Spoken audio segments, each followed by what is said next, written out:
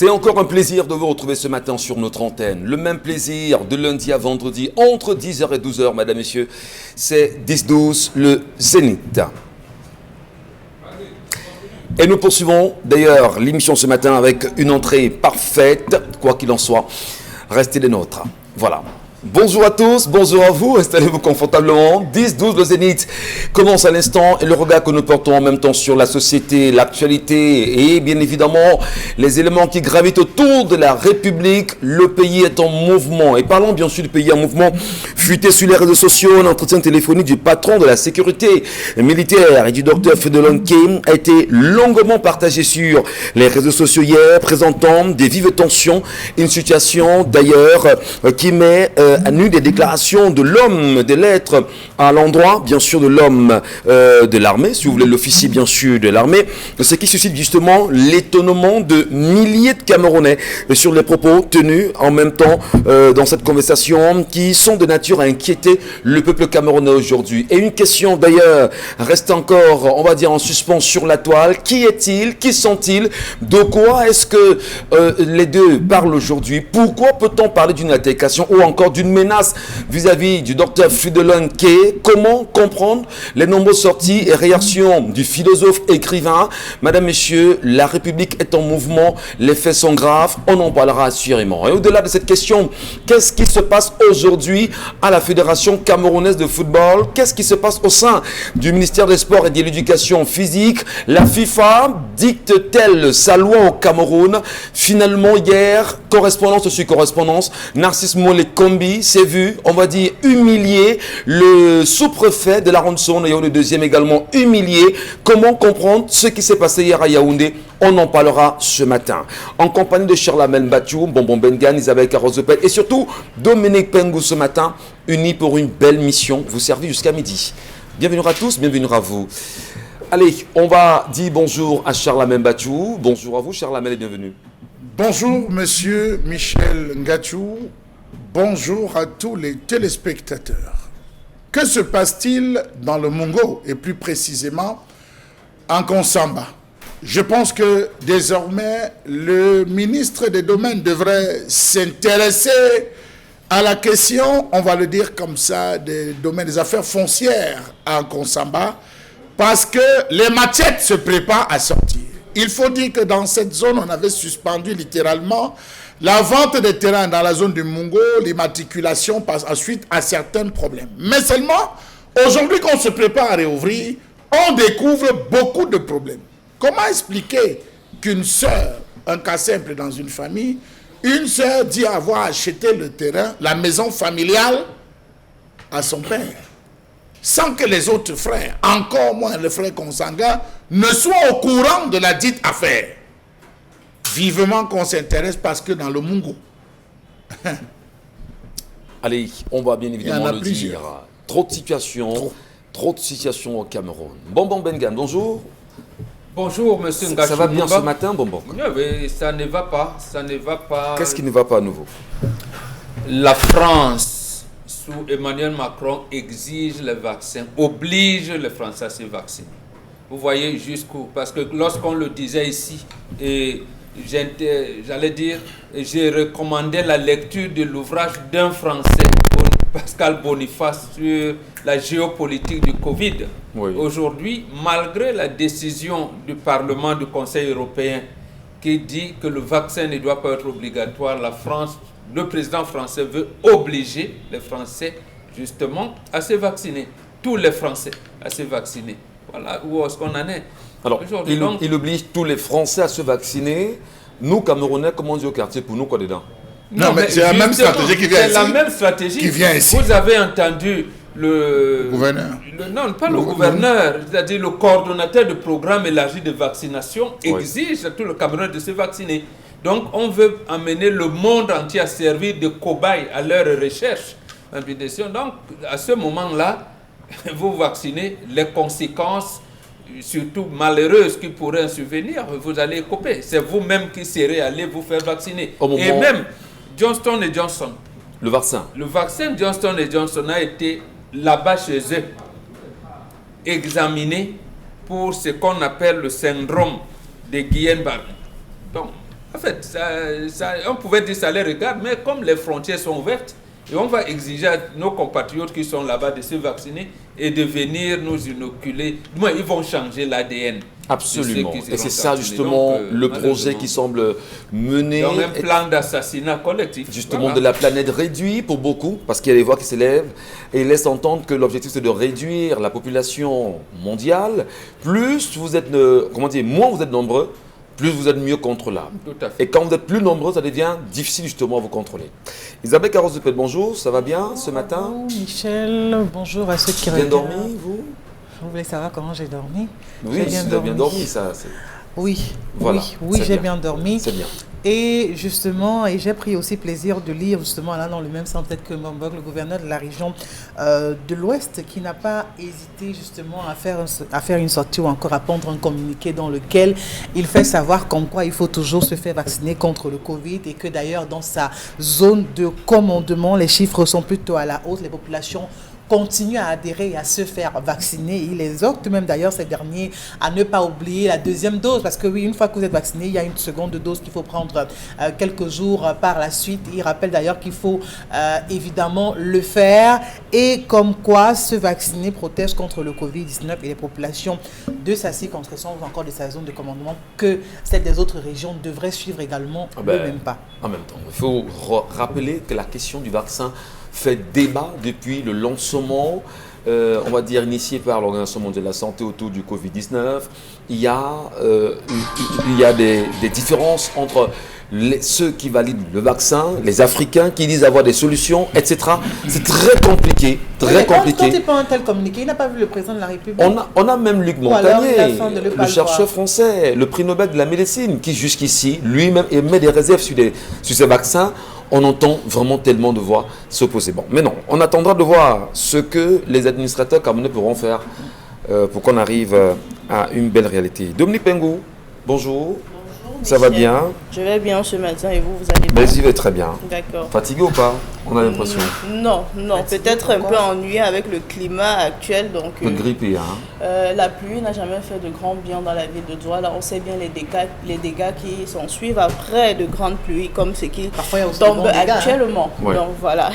Bon, on fait donc il y a des dégâts positifs et des dégâts... Oui, il y a des dégâts positifs liés à cette saison. Donc non, je me penche plus ce matin vers les dégâts négatifs. Dégâts positifs, dégâts négatifs. Ouais. À vous de comprendre. Voilà. Allez, l'histoire de ce matin, Dominique Pengou, il s'agit de quoi?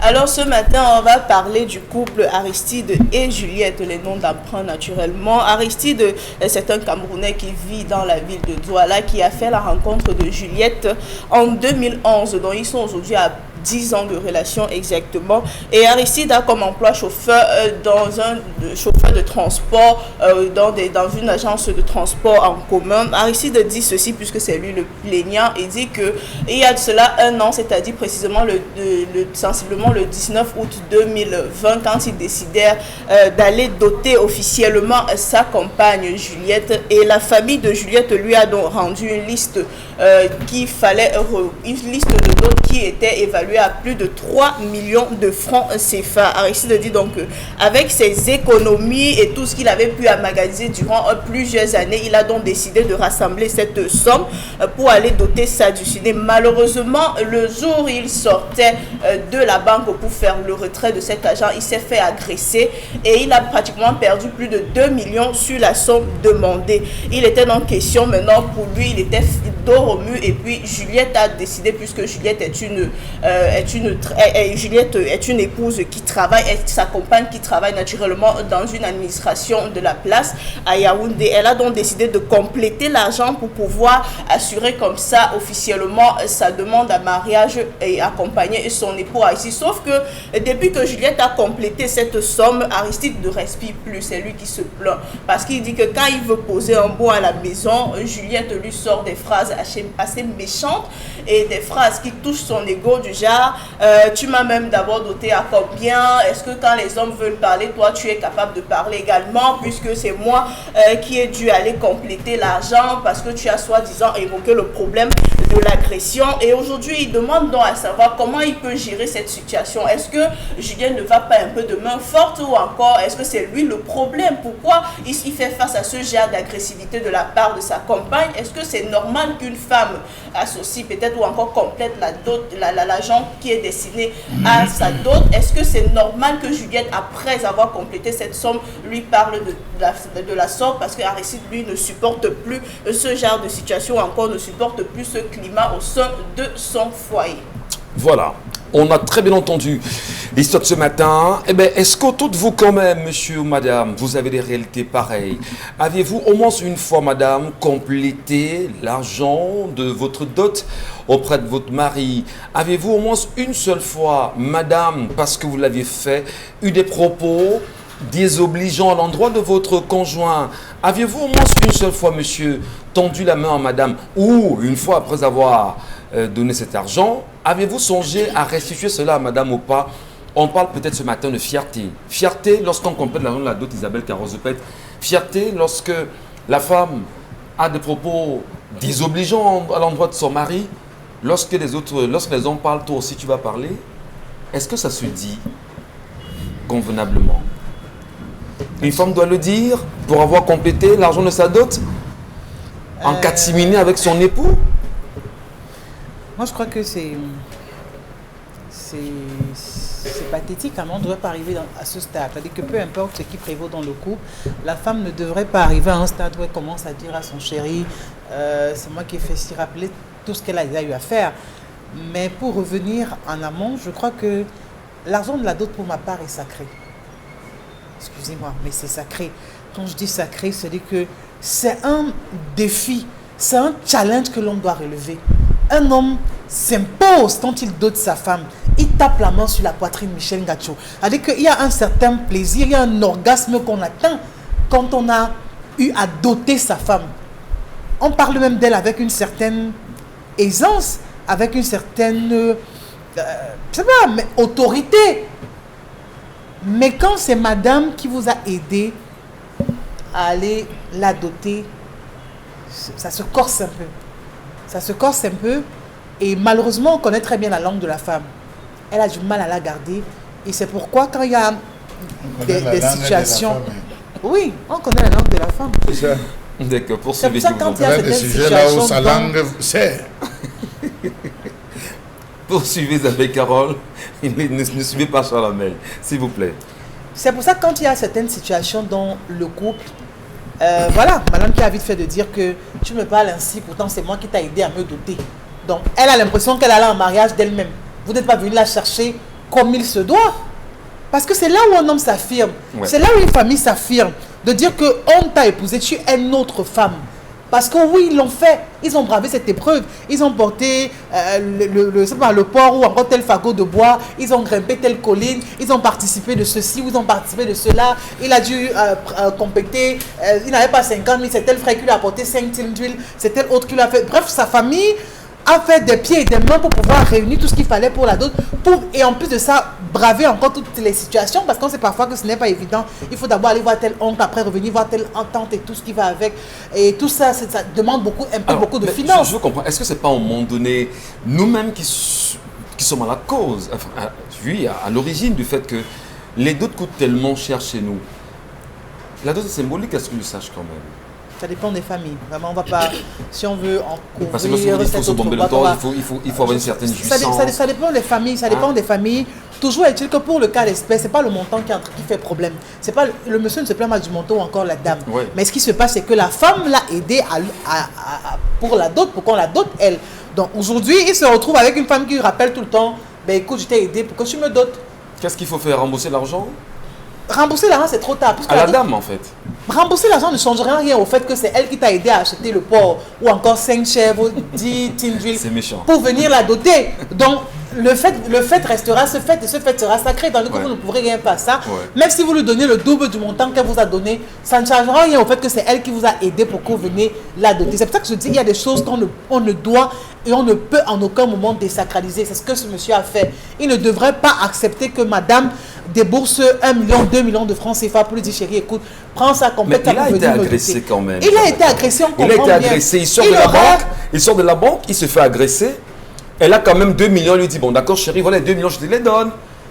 Complète et fais ce que tu as à faire. Il n'a pas été astucieux, Michel Ngachou. Qu'est-ce qu'il devait faire? Il a manqué de tact et un peu de maturité. Ce qu'il aurait dû faire, c'est emprunter l'argent, je ne sais dans quel trou, gérer la dot. On a 4 jours, on a quand même 4 jours du mariage. Permettez, prêter l'argent dans quel trou, gérer la dot, créer une autre situation à madame. Madame a aidé monsieur pour une telle dette ou alors pour une voiture qu'il fallait dédouaner ou même je ne sais pas pour autre chose.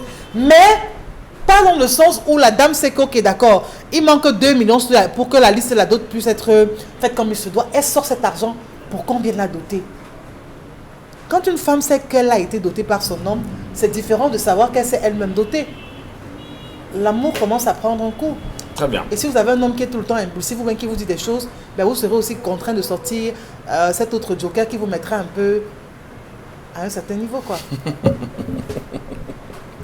On en rit bien sûr ce matin et on se demande est-ce que parmi ceux qui nous regardent en même temps, il n'y a pas des hommes qui sont dans cette situation.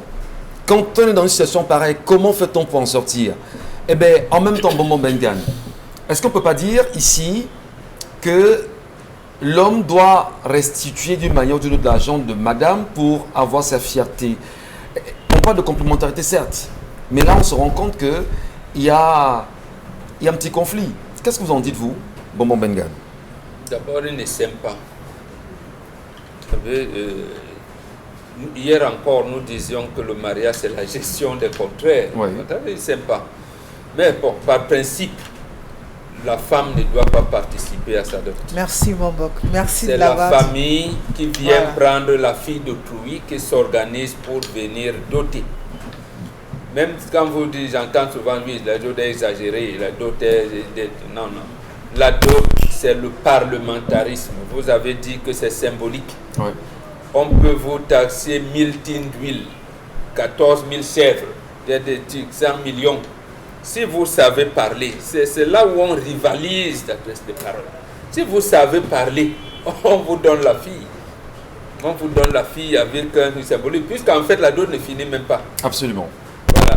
Donc, je ne comprends pas cette orientation où on est là, on laisse les deux prétendants organiser leur mariage, organiser leur mariage. Bon, j'imagine que c'est le mbom dont le bien on reste, comme on fait souvent, et que les deux, ils étaient là, évoluent ensemble. À ce moment-là, la femme, parce qu'il vit avec son amant ensemble, ils cheminent ensemble, ça veut dire qu'ils ont construit les projets ensemble.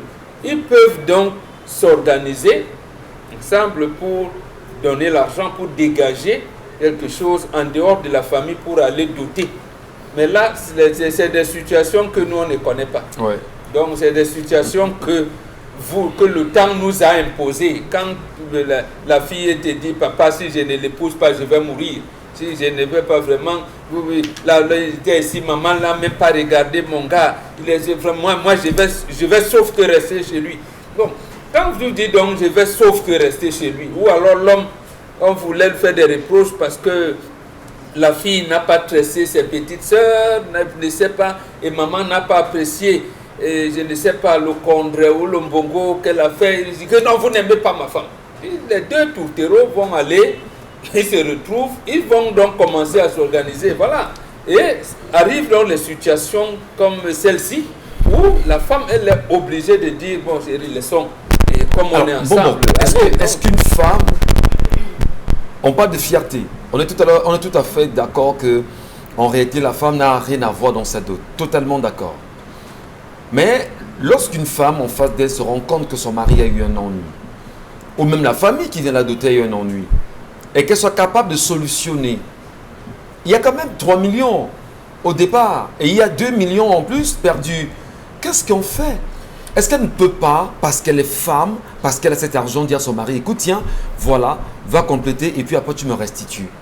Non, ça s'explique, pardon, avec votre génération. Avec votre génération, nous, c'est les chefs de famille qui parlent mal. Oui. Qu'est-ce qui nous dit qu'en famille, il n'y a pas eu cet accord justement avec les uns les autres? Non, non. Peut-être les familles on va dire, pauvre, entre guillemets. Hein, bon. Non, pauvre, avec les millions. Bon, le temps pour vous de prendre un verre d'eau. Tout à fait. On va peut-être poser la question à Charles Membachou ce matin. Comment vous la comprenez, cette histoire, Charles? Cette femme a-t-elle le droit de parler comme cela à son mari? Il y a quand même une question de fierté qu'il faut mettre en avant. Ngachou, vous savez, là dehors, il y a des femmes qui cherchent l'abri. Cette femme cherchait un abri. Ouais. C'est tout. Elle cherchait une position. Elle voulait qu'on l'appelle aussi madame. Elle voulait recevoir les honneurs. Elle était prête à tout. Et elle a joué son jeu pour être madame. Il n'y a rien d'autre qu'on puisse dire là. Elle était prête à tout. Vous avez des femmes qui sont gênées tout le temps. Mademoiselle, mademoiselle, mademoiselle. Elle veut qu'on les appelle madame. Quand elle tombe sur le premier, même s'il n'a pas d'argent, elle dit va me doter. Va me doter, tu deviens mon épouse. Va me doter. Le gars prend, parce que celui-ci est l'épouse de cette femme. Ce n'est pas lui l'époux. Il est l'épouse de cette femme. Ce qu'il vous a dit là, ça, il a rassemblé beaucoup de forces pour vous dire ça. C'est un gars qui souffre dans son ménage. La fille, là, la femme, le malmène, monsieur Michel Ngachou. Il s'est laissé malmener. Ouais, j'ai dit, la femme, là, le malmène. Quand vous avez le pouvoir, acceptez que vous avez le pouvoir. Parce que, monsieur Michel, une femme qui vous dit que c'est mon argent, ça veut dire que le canapé, c'est son canapé. Ça veut dire que les nappes, tout, elle revendique tout dans la maison. Vous êtes le papier parce que vous n'avez rien fait. Il n'a pas doté cette femme. Par conséquent, il doit quitter cette maison. C'est la solution, là? Il n'a pas doté cette femme. Est-ce qu'elle dit que c'est mon argent? Il n'a pas doté cette femme. Quelle est la famille qui allait doter? Quelle est la famille qui allait doter? Monsieur Michel, quand vous envoyez votre fille se marier, et c'est là où on voit dans plein de familles, vous envoyez votre fille aller en mariage. Vous êtes assis. C'est le garçon qui vient avec les régimes de plantain, qui vient avec l'huile, qui vient avec tout en disant que papa, je suis venu respecter la liste. Vous prenez. Vous prenez, monsieur Michel Ngachou. Dans certaines familles, on dit que bon, on ne veut pas prendre la dot là une fois. Comme on a demandé le pain, va te préparer, on séquence en 3 étapes. La première étape, c'est l'étape du pain, du sel et de l'huile. Il fait le tour de toutes les maisons, il donne le pain, le sel et l'huile, comme on a réclamé. Est-ce que c'est à lui de faire le tour de ces différentes maisons et de donner? Mais vous a désacralisé le mariage. Que ce soit lui qui porte les 2 millions, parce que là, je veux comprendre, que ce soit lui qui porte les 3 millions, qui dit qu'il va aller donner, et que c'est à moins 4 jours du mariage. Il aura le temps d'acheter tout ça. On demande parfois le mlangui, on a des trucs qu'on demande. Dans moins 4 jours, il va tout acheter. C'est des choses qu'on prend la peine d'acheter. Et si c'était justement une deuxième étape? Non. Ou une Non, deuxième monsieur Michel, étape de la c'était dot? pas une deuxième étape. Il allait démarrer pratiquement tout à ce moment. Vous savez, quand on vient, on dit généralement que la première personne qui traverse la porte du père, c'est le chef de famille. Oui. Quand vous arrivez, vous dites que je suis toi qui? Sors de chez moi. Sors de chez moi. C'est ton chef de famille qui vient me rencontrer parce que c'est lui que j'accepte et je juge encore responsable. Toi, je ne peux pas juger de ta responsabilité. Donc vous voyez qu'il y a eu ce jeu. À aucun moment, il ne nous parle de sa famille. Sa famille n'a pas doté. Moi, je dis généralement que dans une affaire de mariage où je n'ai pas mis mes 5 francs, si c'est familial, où je n'ai pas mis ma contribution, je ne viendrai jamais parler parce que ce n'est pas ma femme. Ce n'est pas notre femme, je ne parlerai pas. Ouais. Ça, je le dis à tous. Si un enfant est parti prendre une femme, c'est lui qui a rassemblé son argent, comme on dit, pour aller doter sa femme. Monsieur Michel Ngachou, tu vas venir justifier. Qu'est-ce qu'on fait justement pour ce couple qui a des enfants? Vous demandez que l'homme quitte le Monsieur Michel Ngachou, le foyer? Monsieur Michel, vous savez, expliquez-moi comment vous allez venir dire à la femme que, ouais, tata Carole, ne dis plus aussi à ton mari que c'est toi qui as doté sa dot. Est-ce qu'une femme dit ça à son mari? Là, elle va vous dire oui. Dès que vous tournez le dos, tu es parti là, dit vraiment. Donc tu es peureux comme ça. D'autres femmes se disent, tu as une couille molle. Il va encore souffrir davantage, monsieur Michel Ngachou. Il a le choix. Soit il digère sa souffrance, avec les enfants. Il digère. Soit il fait comme les Bantous, il s'en va. Non mais c'est trop fort quand même. Mais Est-ce que je vous êtes d'accord vous avec ça, assure. Dominique Pengou? Quitter le foyer, là en ce moment, partir, parce qu'on n'est pas fier des propos de madame. Qu'est-ce que vous en dites, vous? quitter le foyer, c'est l'une des solutions, mais c'est une solution assez extrémiste. Parce que moi, à la place de Sylvain, j'aurais opté pour rembourser l'argent de Madame d'abord. Aristide, voilà. J'aurais opté pour rembourser l'argent de Madame d'abord. Parce que là, désolé, mais moi, j'ai l'impression que Madame fait partie de ceux qui ont orchestré l'agression de ce monsieur. Parce que 2 millions de perdus en moins de 4 jours, 2 millions de retrouvés. Peut-être, je sais pas comment les deux fonctionnaient, mais je pense que Madame a dû profiter, ou encore a dû saisir l'opportunité pour pouvoir asseoir son autorité. Parce qu'en amont, c'est une dame qui a toujours voulu tenir le bateau de commandement de son foyer. Elle a toujours voulu diriger son couple. Donc je pense que d'une certaine façon, c'est Madame qui a organisé cette agression-là. Parce que comment comprendre que monsieur, le jour même qu'il va à la banque décaisser les 3 millions, il perd 2 millions dessus. Et quand il revient à la maison, il pose ce problème à Madame. Elle a certainement ses économies. Elle a peut-être de l'argent gardé quelque part. C'était un processus de mariage. On allait, après la dot, on allait organiser autre chose. Donc je pense que les tâches étaient déjà départagées là-bas. Certainement. Donc monsieur était chargé de rassembler tout ce qui va aller pour la dot. Peut-être Madame, c'était la cérémonie, la mairie et tout ça, la décoration. Et bien, les tâches étaient déjà partagées. Ouais. Alors comment comprendre que vous partez décaisser vos 3 millions et puis vous perdez 2 millions subitement et vous rentrez à la maison, Madame a une solution miracle. Bon, peut-être c'est un peu trop tranché quand même. Dominique, on peut faire des économies. On fait ces économies en même temps. C'est une supposition. C'est une supposition et ce n'est pas écarté. Alors, puisque aujourd'hui elle utilise ça justement pour faire pression à monsieur Caïvo. C'est le temps, elle dit non, c'était mon argent. Et vous dites justement à cette femme, qu'est-ce qu'elle devrait faire? Est-ce qu'elle doit se taire? Est-ce qu'elle devrait avoir une autre attitude devant son mari? Doit-elle se plier pour demander pardon? Je ne sais pas, qu'est-ce que vous en dites vous? Non, c'est une femme qui a déjà bien organisé son comportement et qui a les atouts, les armes pour le faire. Maintenant, on doit s'adresser à monsieur ce matin, Aristide, monsieur rembourser. Si vous pouvez, si vous avez une possibilité de rembourser l'argent de madame, remboursez son argent. Même si ça vous a aidé à la doter, remboursez. Maintenant, si ça perpétue, moi je vais m'aligner avec Charles, mais vraiment, on ne peut pas rester dans un foyer où tout le temps on va vous dire que c'est mon agent qui est allé me doter et c'est moi qui ai fait. Si tu n'es pas un homme, quand une femme sort déjà ce genre de langage, est-ce que quand les hommes parlent, toi tu vas parler? Ça veut dire qu'elle ne te considère plus comme son homme. Et c'est très dangereux. Qu'est-ce qu'on fait des enfants dans ce cas? Les enfants sont venus. Ils vont me glaner, ils vont me chercher. Non, ça c'est une parole qui a causé beaucoup de conséquences dans ce débat. Le fait que les parents disent toujours ils vont grandir, ils vont me chercher. Les enfants sont là. On peut éduquer les enfants même à distance. C'est pas parce qu'on a des enfants dans un couple qu'on ne va automatiquement plus jamais se séparer si les choses vont de mal en pire. On peut le faire, mais il faudrait encadrer d'abord ces enfants-là. Allez, bon. Peut-être pour mieux le dire, ça va mieux? Tout à fait. Heureusement que le commente à côté, ça me donne des solutions à chaque fois. Alors, vous dites concrètement qu'il faudrait ici avoir un arrangement. L'arrangement, beaucoup pensent sur le plateau qu'il faudrait que l'homme s'écarte. Vous pensez que c'est une solution réaliste? Partir ou rembourser ou redéfinir les cartes pour un mariage serein? Non, même s'il rembourse, il ne va pas enlever la honte. Il ne va pas. Le seul défi là, il fallait même faire quoi? Il fallait arrêter le mariage, dire que j'ai perdu de l'argent, on le programme. C'était pas à sa femme de l'aider, à tout le monde, pas à elle. Voilà, c'était pas à sa femme de l'aider. Puisque la bon, ici, il peut faire un effort. Il peut faire un effort, il épouse une deuxième femme. Merci. C'est ça, parce qu'en fait, la première femme, avec seulement, ce sera la honte de sa vie. Il ne va jamais te parler la tête haute. Jamais. Jamais, c'est fini. Maintenant, il peut donc faire l'effort, seul ou avec sa famille, d'épouser une deuxième femme qui, là maintenant, va enlever la honte parce que tout le bavardage de la première, il pourra se soulager avec la deuxième. Au moins, celle-là, il l'aura dotée. La famille l'aura dotée. Isabelle Caron n'est pas d'accord, il me semble-t-il. Je ne suis pas d'accord parce que c'est pas ça la solution. De dire que non, il faut épouser une autre pour pouvoir enlever la honte.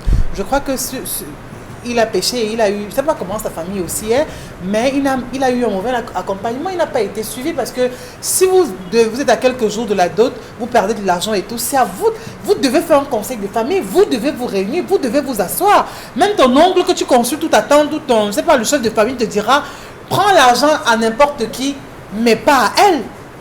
Pas à elle. Donc je crois que sa famille a été absente et qu'il n'a pas de bon rapport avec sa famille, ce qui est une chose aussi grave. Pour lui dire que voici ce que tu devrais en principe faire. Puisque quand on parle de dot, ce n'est pas l'homme. Parce que même le jour de la dot, vous qui dotez, vraiment, vous êtes assis au fond. Vous n'êtes même pas devant parmi les gens qui sont en train de parler. Avec que quand on entre dans la salle, si ce n'est pas peut-être votre vêtement qui soit assez tape à l'œil, on ne saura même pas la femme de qui on est en train de doter, puisqu'on ne vous donne même pas la parole. C'est votre famille qui... Il doit la quitter. Non, je ne pense pas qu'il doit quitter parce que si on décide de s'unir, comme ça. Si on décide de s'unir, c'est parce qu'il y a un brin d'amour. On se lève pas un matin pour dire... Ici, il n'y en a plus. Non, on se lève pas un matin pour dire qu'on va doter une femme. On se lève pas un ici, matin pour la le faire. solution est la suivante. Il faut une deuxième femme qui sera la femme de la famille. Voilà. Donc celle-ci, c'est son choix et ça a capoté entre les deux. Est-ce que c'est pas reparti de plus belle pour qu'il y ait davantage de soucis au sein de la famille? Non. Il va dire que vous-même, vous avez vu ma première épouse là. La honte tout le temps. Comme elle m'avait donné l'argent pour la tête, vraiment. Maintenant, voilà la femme de la famille. Et là, on fait donc prévaloir les prérogatives du chef de famille qui va chercher une femme que la famille va épouser désormais. Et là, la première, elle continuera toujours à rappeler que de toutes les manières, moi m'a doté. Mais elle aura honte là, elle va diminuer un peu. Parce que l'autre, la deuxième, c'est la famille qui l'aura doté. Donc c'est comme ça que l'homme réussira à asseoir son une minute pour sortir, cher la même. Monsieur Michel Ngachou, j'ai assisté à une scène un jour où un monsieur, on était tous en famille. Un monsieur, je veux dire, un cousin à moi se lève et dit à sa femme, et en fait, il est en train de donner des instructions, des recommandations à sa femme, en lui disant que attends, la famille est là. La femme a dit, quelle famille? La famille là m'a doté, c'est la famille qui m'a doté. Je n'ai vu personne de elle s'est levée, elle est sortie. C'est ça cette configuration, hein, monsieur Michel Ngachou. Le gars est resté, il a eu honte. Une honte jamais vue, il a baissé la tête, c'est une goutte de larmes qui a coulé. Et je me suis rapproché, je lui ai dit, toute cette famille est polygame, tu fais quoi dans la monogamie, monsieur Michel Ngachou? J'en viens pour dire que ce type de... L'homme vit le martyre. Quand vous voyez un homme, les hommes se plaignent difficilement. Hein. L'homme, il va encaisser, il va laisser. Mais lorsque l'homme ouvre sa bouche pour dire que la femme que j'ai là... Donc, solution, soit de partir, soit épouser Monsieur Michel Ngachou, même s'il rembourse, elle va dire que je t'ai demandé l'argent, je t'ai pas demandé l'argent, j'ai mon argent, laisse tomber. Tu étais fauché, j'étais aidé, ça va rien changer. Il faut quoi? Épouser une deuxième femme alors, c'est ça? Monsieur Michel Ngachou, il y a des hontes qu'il ne faut jamais porter chez soi. Hein. Voilà. Il y a des hontes qu'il ne faut jamais. Il faut toujours avoir la tête haute dans votre foyer. On prendra bien sûr l'avis des téléspectateurs ce matin sur cette question. Allez, vous abonnez sur la page Equinox TV.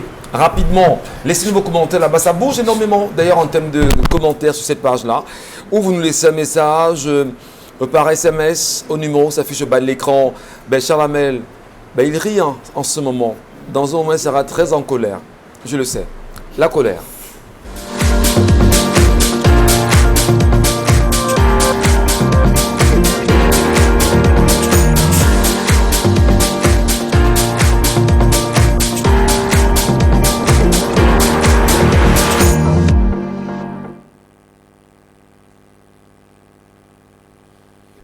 Je m'interroge ce jour sur la question du plan triennal spécial jeune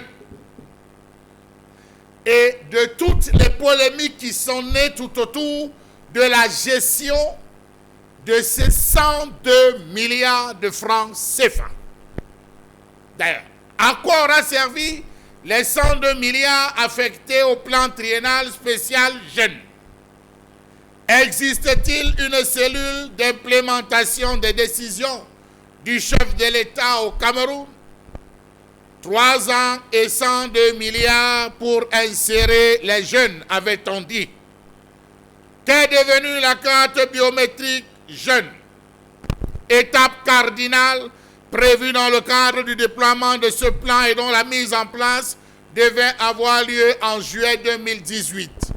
On a interrogé jusqu'à ce jour, la carte biométrique jeune, entre guillemets, pose problème. Quels sont les mécanismes qui ont été mis en place et vulgarisés par le ministère de la Jeunesse visant à encadrer les jeunes, à leur donner une formation civique et entrepreneuriale et à les outiller pour qu'ils puissent créer de l'emploi ou alors acquérir les compétences nécessaires pour trouver des emplois décents. Nous sommes à plus de 3 ans que le plan triennal spécial a été mis en place. Mais étrangement, les indicateurs, mieux les statistiques nous disent qu'on est à 80% du chômage jeune. 102 milliards, 80% de chômage jeune. On est parti en 2018 de 75% du chômage jeune à 80% du chômage jeune en 2021. Monsieur le ministre de la Jeunesse, nous vous saluons. Quel est le nombre de jeunes ayant bénéficié de ce plan spécial et dont les fruits restent à ce jour encore inconnus du public? Rappelons-nous de cette sortie des cadres du ministère à l'endroit des services de la CONAC au mois de mai 2021. Ils avaient dit, je cite, dans ce courrier adressé à la CONAC. Je cite, « On passe le temps à enrôler les jeunes tout en leur promettant telle une opportunité d'emploi, telle autre une formation, telle autre un quelconque financement. On attend chaque année, à un moment, on organise un séminaire de renforcement des capacités des cadres à travers tout le territoire national. En relation avec cette plateforme foireuse, on engage des grandes sommes d'argent pour presque rien, puisqu'au final, même les perdièmes des cadres et le transport ne sont généralement pas remboursés.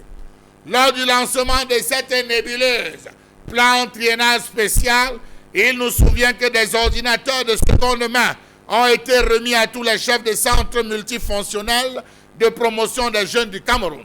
Certains ont fonctionné le temps d'une saison de pluie, d'autres jamais. Et dernièrement, l'achat des motos aux chefs de centres multifonctionnels de promotion des jeunes de tout le territoire national à des conditions louches. Fin de citation. Ils sont allés plus loin encore à dire, c'est important, preuve à l'appui, quand on fait, et je cite, quand on fait semblant de donner du financement aux jeunes pour certains projets, un autre stratagème est mis en place. Celui-ci consiste à imposer des noms aux responsables sur le terrain.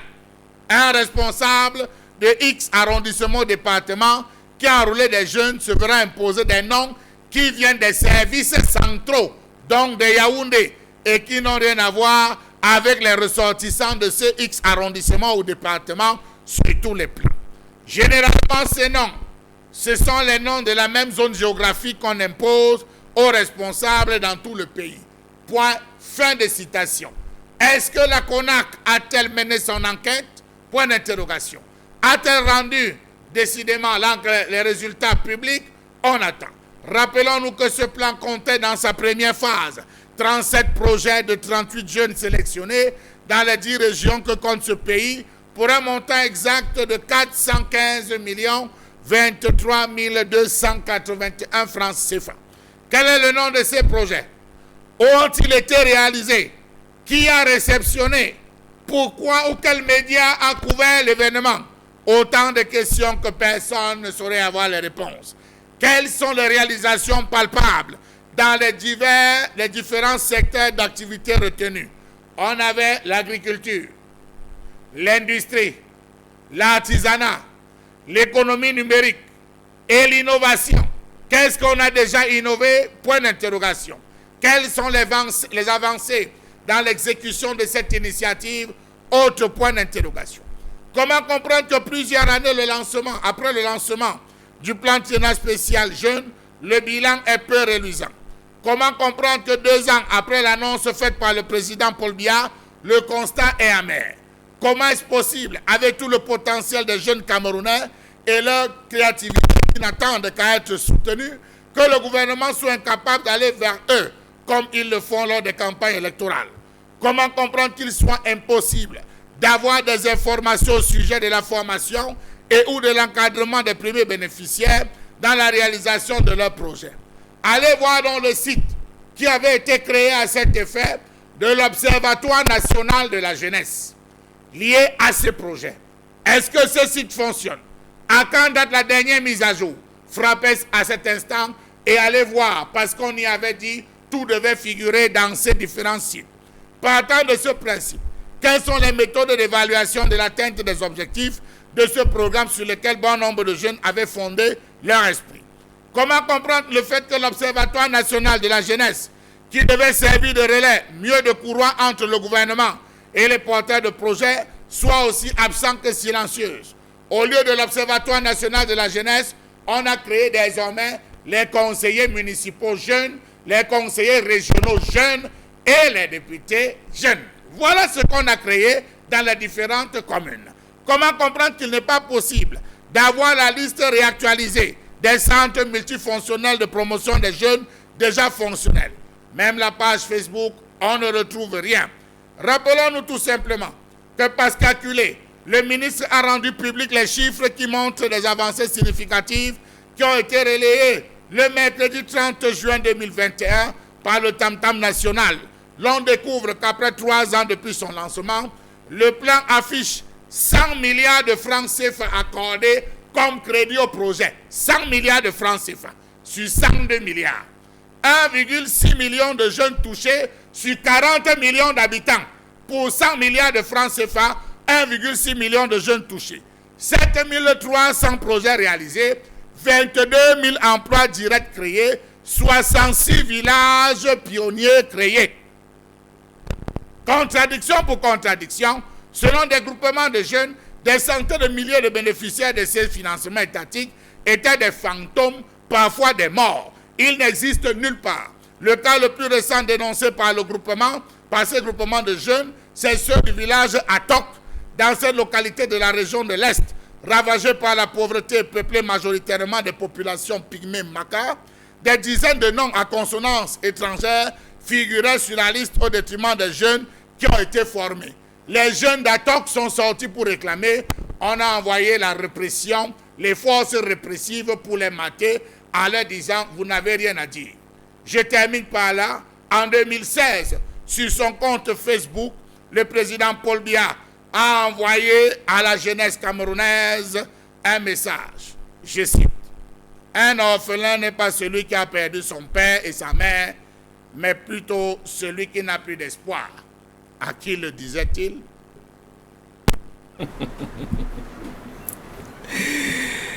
Il faut saluer d'ailleurs le chef de l'État en ce moment et lui dire bonjour de l'endroit où il est. C'est les orphelins? C'est un orphelin qui lui dit? Je ne sais pas si lui est orphelin. Nous sommes des orphelins. C'est-à-dire en même temps qu'en l'écoutant et regardant ce que le ministre Moulouna Foutsou a mis à notre disposition aujourd'hui comme bilan concernant ce plan spécial triennal jeune. 100 milliards déjà, d'ailleurs 100 milliards. Non, c'est 2 milliards. Oui, 100 milliards. Oui, c'est 2 milliards. 100 milliards. Voilà.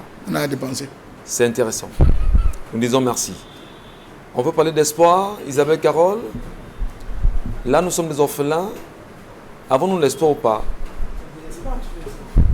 Parce que là, c'est le désespoir qui habite tous ces jeunes. C'est le désespoir. C'est pour ça que désespérer ici, c'est pas seulement quand on a perdu ses parents, mais le désespoir, ça veut dire qu'il n'y a rien qui soit au bout. À qui profite cela? On a écouté la colère. On parle même des personnes qui sont déjà décédées, qui bénéficient d'un plan qui n'existe nulle part, mais qu'on retrouve quand même le nom d'une personne qu'on ne peut pas voir en vrai. Des personnes fabriquées. On les fabrique parce qu'on veut justement que l'argent ne reste dans les poches d'une seule personne. Comment depuis 2016 que le plan triennal a été mis en place, que l'on dise ici que ceci renvoie aux aspirations de la jeunesse? Quand est-ce que le gouvernement camerounais a consulté la jeunesse pour savoir quels étaient les réels soucis, les réels besoins de la jeunesse? Peut-être on parlera du chômage. Est-ce qu'il y a eu des assises? Est-ce qu'il y a eu des échanges? Est-ce qu'on a moins écouté cette jeunesse camerounaise qui est très nombreuse aujourd'hui? Je crois que c'est tout simplement la distraction. Je crois qu'on est en train de vouloir tenter de les mettre davantage en colère, ces jeunes. Parce qu'ils sont tellement nombreux. Il n'y a qu'à voir un secteur comme celui du secteur informel, Michel Ngacho, aujourd'hui au Cameroun. Vous prenez un taxi, vous empruntez une moto, vous allez au marché, que les témoignages sont les mêmes. J'ai eu une formation, aujourd'hui me voici, je suis en train de passer mon carreau de tomates, c'est là où je me bats. J'ai eu une formation, je n'ai pas eu de boulot, aujourd'hui je me suis agrippée sur une moto. J'ai eu une formation, je n'ai pas eu de boulot, aujourd'hui je suis obligée d'être ménagère. J'ai eu une formation, je n'ai pas de boulot, aujourd'hui je suis obligée d'être encore chez mes parents, de pouvoir manger dans leur poche. Pourtant, vous avez eu la formation qu'il faut. On a lu des messages hier où des jeunes vous ont dit, la famille a tout vendu, le père a même vendu des terrains pour acheter même des concours payer pour que vous puissiez participer à ces concours. Qu'est-ce que ça a donné par la suite? Est-ce que ces enfants, ces jeunes ont été recrutés? Vous voulez qu'on revienne sur l'affaire des huissiers? Mais automatiquement, on se retrouve là-dedans. C'est-à-dire que vous avez même la formation qu'il faut. Vous demandez simplement à être recruté, mais vous ne l'êtes pas. Vous allez où? À quel moment vous allez vous venir? On parle d'un plan triennal jeune. De qui se moque-t-on? Si là-dedans, on parle des personnes fictives. Mais 102 milliards quand même. Est-ce qu'on n'est pas en train de se demander qu'est-ce qui a justifié un pareil budget mis en place par le chef de l'État? 102 milliards, c'est juste... Quelle étude de faisabilité? 102 milliards, c'est ce qui a été proposé par rapport aux différents plans et projets qui allaient justement à la faveur de la jeunesse.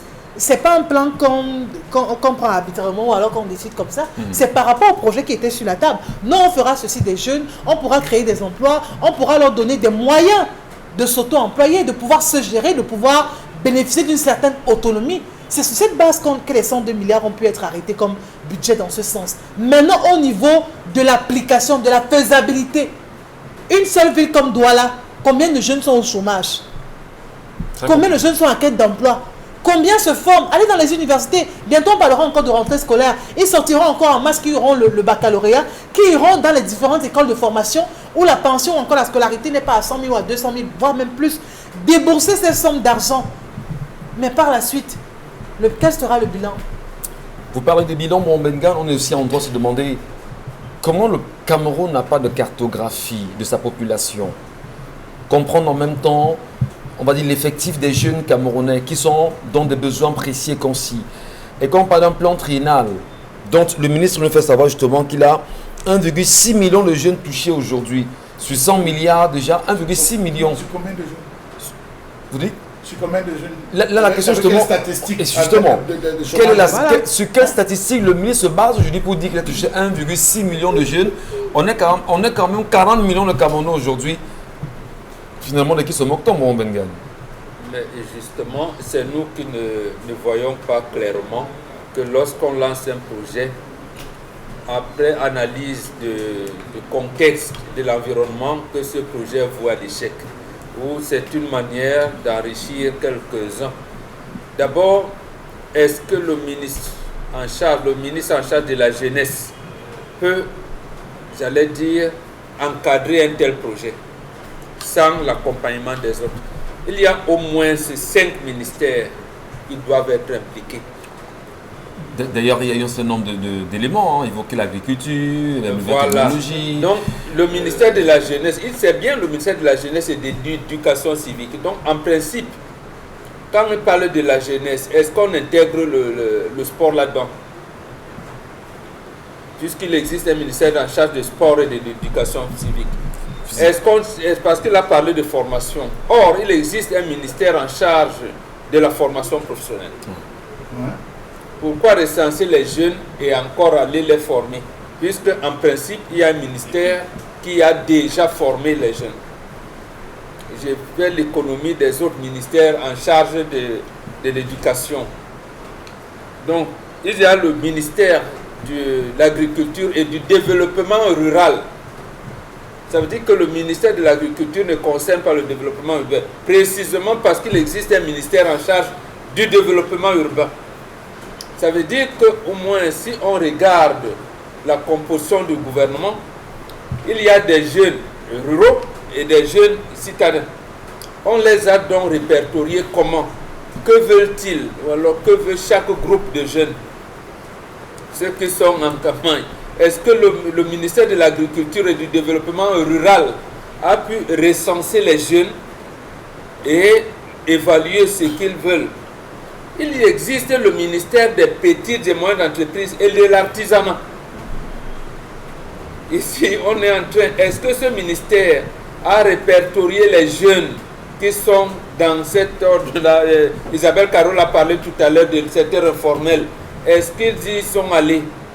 Il existe le ministère du commerce et développement industriel qui s'occupe des chambres de commerce. Est-ce que là, on a répété? Vous voyez donc qu'en l'absence d'un conseil de ministres, il est difficile de lire où peut aller cet argent. Est-ce qu'on a le sentiment justement que c'est des projets, excusez, on le dit parce qu'on est contraint de d'analyser les choses comme ça froidement. Le sentiment parfois se dégage, bon, Bengan, Isabelle Carole Chalamel et Dominique Audrey, et Dominique Pengou, c'est qu'on a le sentiment que on cherche comment voler de l'argent. Absolument. On cherche comment détourner de l'argent du contribuable national, du contribuable public, et on crée des projets, on sait qu'ils ne seront pas des projets bien conçus, bien menés, et c'est quand même 100 milliards. On ne parle pas de, je sais pas, même si c'est 10 millions, c'est quand même 100 milliards. C'est pour enrichir les copains, c'est tout. Et donc on crée un projet pour voler l'argent, simplement. Absolument. Vous savez, je l'avais dit ici, on ne va pas. Comment le président de la République peut prendre sur lui de tuer la jeunesse de son parti? Parce que là, ça ne donne pas l'impression que... En fait, ça donne l'impression que non, on ne voit pas, il n'y a pas, il y a une corrélation. Les jeunesses de l'OJRDPC ont été, j'allais dire, dissoutes de fait et remplacées par la Jachabi, la jeunesse Chantal Biya et la Presby, la presbytérienne, donc la jeunesse de la présidente de la République. Plus une autre orientation de la jeunesse qui avait pour but, j'allais dire, de contrôler l'Ouest. Jeunesse de l'Ouest unie pour le renouveau. Voilà les trois qu'on avait encadrés. Et vous verrez nulle part. D'abord, Charles Ateba, il est parti, il est mort, paix à son âme, il en parlait chaque fois. Donc, quand vous voyez donc, en fait, que le système en place a multiplié les jeunes, il s'agit donc de récompenser les charters électoraux. Et ça devient donc difficile aujourd'hui de recenser les charters électoraux dans les 10 régions. C'est pour ça que, puisque c'est la politique du réseau, Bombo a ses réseaux dans le littoral, et Dominique Pengou a ses réseaux, je ne sais pas moi, à l'est, Isabelle Carole dans le nord-ouest, ainsi de suite. C'est comme ça, bon, tu as combien dit non, les gars qui m'accompagnent souvent en campagne là, ils ont demandé, toi tu disais quoi même? Tu faisais la coiffure, c'est quoi? Bon, viens, montre le dossier. Mais toi tu faisais la restauration. Vous voyez comment ça devient difficile. Or, dans un conseil des ministres, tous ces ministères-là, ces départements ministériels devaient venir sur la formation professionnelle. On voit un peu que bon, aujourd'hui, voilà où on a formé, et ainsi de suite, ainsi de suite. Et là, demander à ces ministères maintenant de sortir un quota, on dit tel apporte-nous de tel, ça allait être.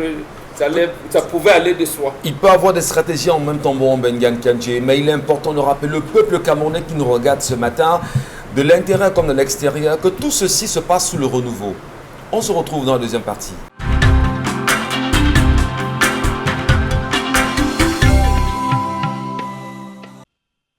Messieurs, merci infiniment de poursuivre la deuxième partie de 10-12. Vous êtes avec nous sur ce plateau, également vous à la maison. Bienvenue. On sait qu'il pleut ce matin dans quelques bourgades, notamment aussi en plein cœur de Douala. Et beaucoup de courage à ceux qui sont certainement chauds à la maison. Regardons le Zénith ensemble, unis pour la même mission. Madame, monsieur, on a un bel objectif, c'est de vous servir convenablement chaque matin. Et comment comprendre en même temps la question du plan triennal jeune qui a été évoqué ce matin dans le cadre de la colère exprimée par Chalamel Bachou. Mais au-delà de la question, on va quand même faire un petit clin d'œil, c'est juste une virgule. On ira voir aussi au courant de l'émission ce qui s'est passé hier à Bruxelles. Une Camerounaise qui a choisi de se donner la mort, malheureusement pour ces dernières, en se jetant sur le chemin de fer. Le métro l'a loupé et celle-ci a eu la vie sauve. On tentera tout à l'heure d'en parler. Peut-être vous aussi qui étiez là-bas sur le terrain à Bruxelles. Laissez-nous les vrais commentaires. Comme on dit souvent, le toli de l'autre côté. On voudrait en savoir un peu plus là-dessus. Merci beaucoup. Allez, pour parler de ce plan triennal jeune, Dominique Pengou, le ministre pense quand même aujourd'hui qu'il y a 66 villages qui ont été touchés. Aujourd'hui, et dit-il, 66 villages pionniers développés. Développés. 22 000 emplois directs créés. Voilà. 7 300 projets réalisés. Alors, vous ne prendrez que ça. Avez-vous entendu parler peut-être dans votre environnement, dans votre arrondissement, autour de vous, un frère, une soeur, un proche, un compatriote, vous dire que j'ai bénéficié d'un projet grâce au plan triennal jeune spécial mis en place par le chef de l'État? Non. La question, je la pose comme ça bêtement. Je vais la répondre de façon sincère, non. Non. Jeune que je suis, les jeunes que je fréquente également n'ont jamais bénéficié de ce fameux plan triennal spécial jeunes au Cameroun. Alors maintenant, puisque Charles Hamel évoquait le sujet du site qui est chargé de faire les renseignements, pendant la pause, je me suis pris la peine d'aller quand même feuilleter et je vois que le site, la dernière publication dans ce site date de 2017. 2017. C'est qu'ils vont ajouter ça. Oui, 2017. Et quand dans le site, on voit bien que le bilan qui est fait est de 5500 projets qui ont été réalisés au Cameroun en 3 ans. Et maintenant, quand on revient voir la parole du ministre en charge de la jeunesse au Cameroun, puisque c'est lui le chargé du voilà, il y a que aujourd'hui, puisque le 11 février dernier, il y avait un recensement qui était fait à l'occasion de la célébration de la jeunesse. On va voir même dans Cameroun Tribune où on voit bien 32 000 plans d'affaires qui ont été proposés pour les 360 arrondissements que regorge notre pays et naturellement départagés dans les 10 régions du pays. 32 000 plans d'affaires qui ont été proposés. Et maintenant, on voit bien qu'il y a eu 100 milliards qui ont été déboursés sur les 102 milliards qui ont été alloués. Maintenant, quand on revient écouter les pronostics de l'exécutif, toujours dans ce même journal, on voit bien que l'exécutif de ce pays ambitionne toucher 1,5 million de jeunes en 3 ans. Puisque le ministre nous dit que lui, il a touché 1,6 million. C'est 1,6 million de jeunes. C'est en une année ou c'est en 3 ans. Le projet en lui-même est porté sur 1,5 million. Mais lui, il a touché 1,6 million pendant que l'exécutif... Le projet était censé finir en 2019. Nous sommes en 2021. Ça veut dire qu'il y a un excédent de 2 ans. De 2 ans. Et il y a un non-dit ou encore il y a une vérité qui ne se dit pas parce que l'exécutif ne peut pas pronostiquer toucher 1,5 million en 3 années, en 3 ans. Et puis le ministre lui dit qu'il a touché 1,6 million. On ne sait pas si c'est en 2021. On ne sait pas si c'est en 1 an ou en 6 mois ou c'est juste pour cette année 2021. On aimerait bien comprendre comment on fait un pronostic de 1,5 million en 3 ans, ce qui est peut-être compréhensible au pays parce qu'on ne peut pas toucher pratiquement 1,6 million en 1 an sans toutefois savoir comment seront orientés les 32 000 plans d'affaires qui ont été déposés, dans quel secteur d'activité exactement les 32 000 d'affaires ont été déposés. Est-ce qu'il n'y a pas une occasion tout de suite maintenant? J'entends souvent Bonbon Bengan ici demander qu'on puisse avoir, que la justice puisse nous aider. Ouais. Est-ce que ce n'est pas l'occasion justement que la Chambre des comptes, par exemple, que la Chambre des comptes fasse une enquête dessus, fasse l'audit de ce plan triennal spécial jeune? Est-ce qu'on ne peut pas convoquer bien sûr les Camerounais à tout faire pour que Paul Biya, de retour de son voyage, ouvre au moins l'audit sur le plan triennal spécial jeune? Quand on vous dit de 2016 à 2019, on a un excédent de 2 années.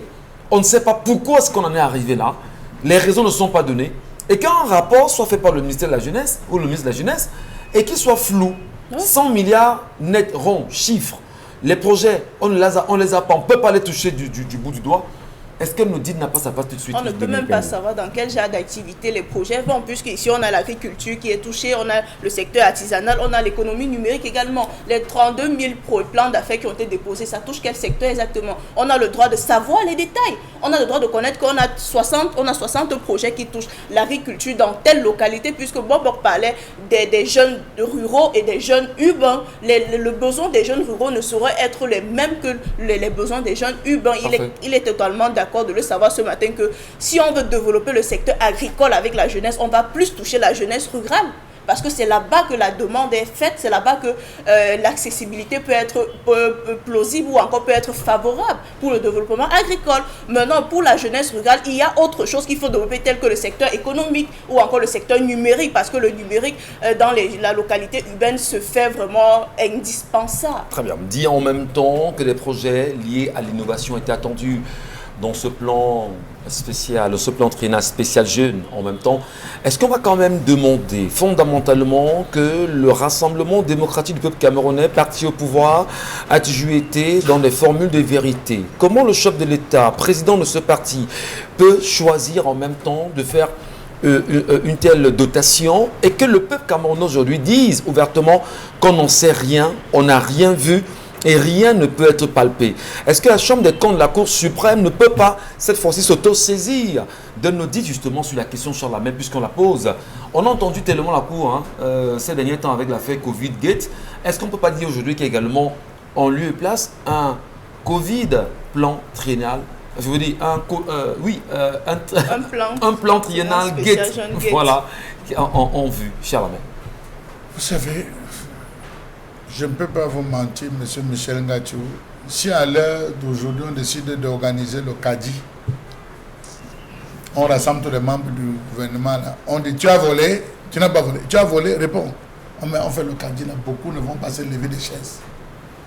Ou on utilise le lit du balai, beaucoup ne vont pas se lever parce que j'ai comme l'impression, monsieur Michel Ngatou, que tout ce qui s'approche de la gestion de ce pays devient pourri. Tout ce qu'on touche, tout ce qu'on met dans cette responsabilité finissent par pourrir, monsieur Michel Ngatou. Je le dis pourquoi. On a mis un budget de 102 milliards. Est-ce que vous connaissez avant l'implémentation de ce projet, combien de séminaires on en a fait? On a fait 50 séminaires. Le ministère de la Jeunesse nous regarde ce matin. Hein. On a fait des séminaires d'appropriation, séminaires de réflexion sur les possibilités, ateliers. Monsieur Michel Ngatou, je vous parle de ce... Et l'argent, on entre dans les 100 milliards. Pour les réflexions, monsieur Michel Ngatou, on entre dans ces 100 milliards. Maintenant, il fallait faire le tour pour se rassurer que les différentes structures étaient prêtes à accueillir le personnel. On a procédé au renforcement des capacités des individus qui devaient travailler dans le projet, dans les 100 milliards. Monsieur Mathieu, vous exagérez quand même. J'exagère. Le ministre Moulouna Pousso, il vous regarde ce matin. On a renforcé les capacités. On dit, mais monsieur Ngatou, vous avez quel niveau? Là, je suis sorti de l'INJ. Ça, vous devez sortir. Non, vous ne maîtrisez pas ces choses. Bon, vous cherchez rapidement une école qui forme dans la gestion des projets. Allez vous former là, parce qu'il faudrait que vous soyez apte. Ça, c'est quand vous appartenez à un clan ou à un réseau. Ouais. Lorsqu'on a fini ça, il fallait le lancement. Pour faire le lancement, il fallait la communication, il fallait encore les grappiller dans ces 100 milliards de francs CFA. Faire les t-shirts, faire suivant le nom, suivant. On dit bon maintenant, quand on est prêt, on dit pour pouvoir devenir membre, pour bénéficier, il faut vous inscrire dans un centre multifonctionnel jeune pour avoir votre carte biométrique. C'est vous qui payez. Vous allez encore vous inscrire. Maintenant, vous devez concevoir les plans, votre projet. Des gens sont allés procéder à la conception du plan. Quand vous arrivez, il y a une équipe qui vous reçoit. On parcourt, on dit vraiment ton dossier, si on n'est pas sûr qu'il y aura les chances pour ça, mais quand même on met. Tu dis il faut quoi pour que mon dossier passe? On te dit ce qu'il faut, tu es choco. Quand ça arrive devant, on te dit que ouais, on a vu le truc là, mais c'est mal formulé. Il faut faire. Allez refaire. Tu dis que grand, vraiment, tu ne connais pas quelqu'un qui peut le faire. Il dit voilà, tu parles bien, il faut choco. Tu es le choco pour qu'on ait concevoir ton plan. Le plan qu'on va concevoir, initialement, celui que tu avais pensé, on le modifie en cours de route, on vient te servir autre chose. Vous avez des gens qui ont monté des business plans de 10 millions, on vient te donner 1 million. C'est pourquoi tu fais quoi? Pourquoi vous arrivez à quel niveau, monsieur Michel Ngatou? Voilà comment des jeunes se sont retrouvés à perdre espoir. Pire, monsieur Michel Ngatou, ceux-mêmes qui étaient censés avoir la carte biométrique ne l'ont pas eu. Jusqu'aujourd'hui, on parle de carte biométrique. Jusqu'aujourd'hui, les jeunes qui se plaignent avoir dépensé pour qu'on puisse avoir une suite favorable. Peut-être ça, le ministre n'est pas au courant. Une suite favorable à un dossier, n'ont pas perçu l'argent, c'est toujours en étude.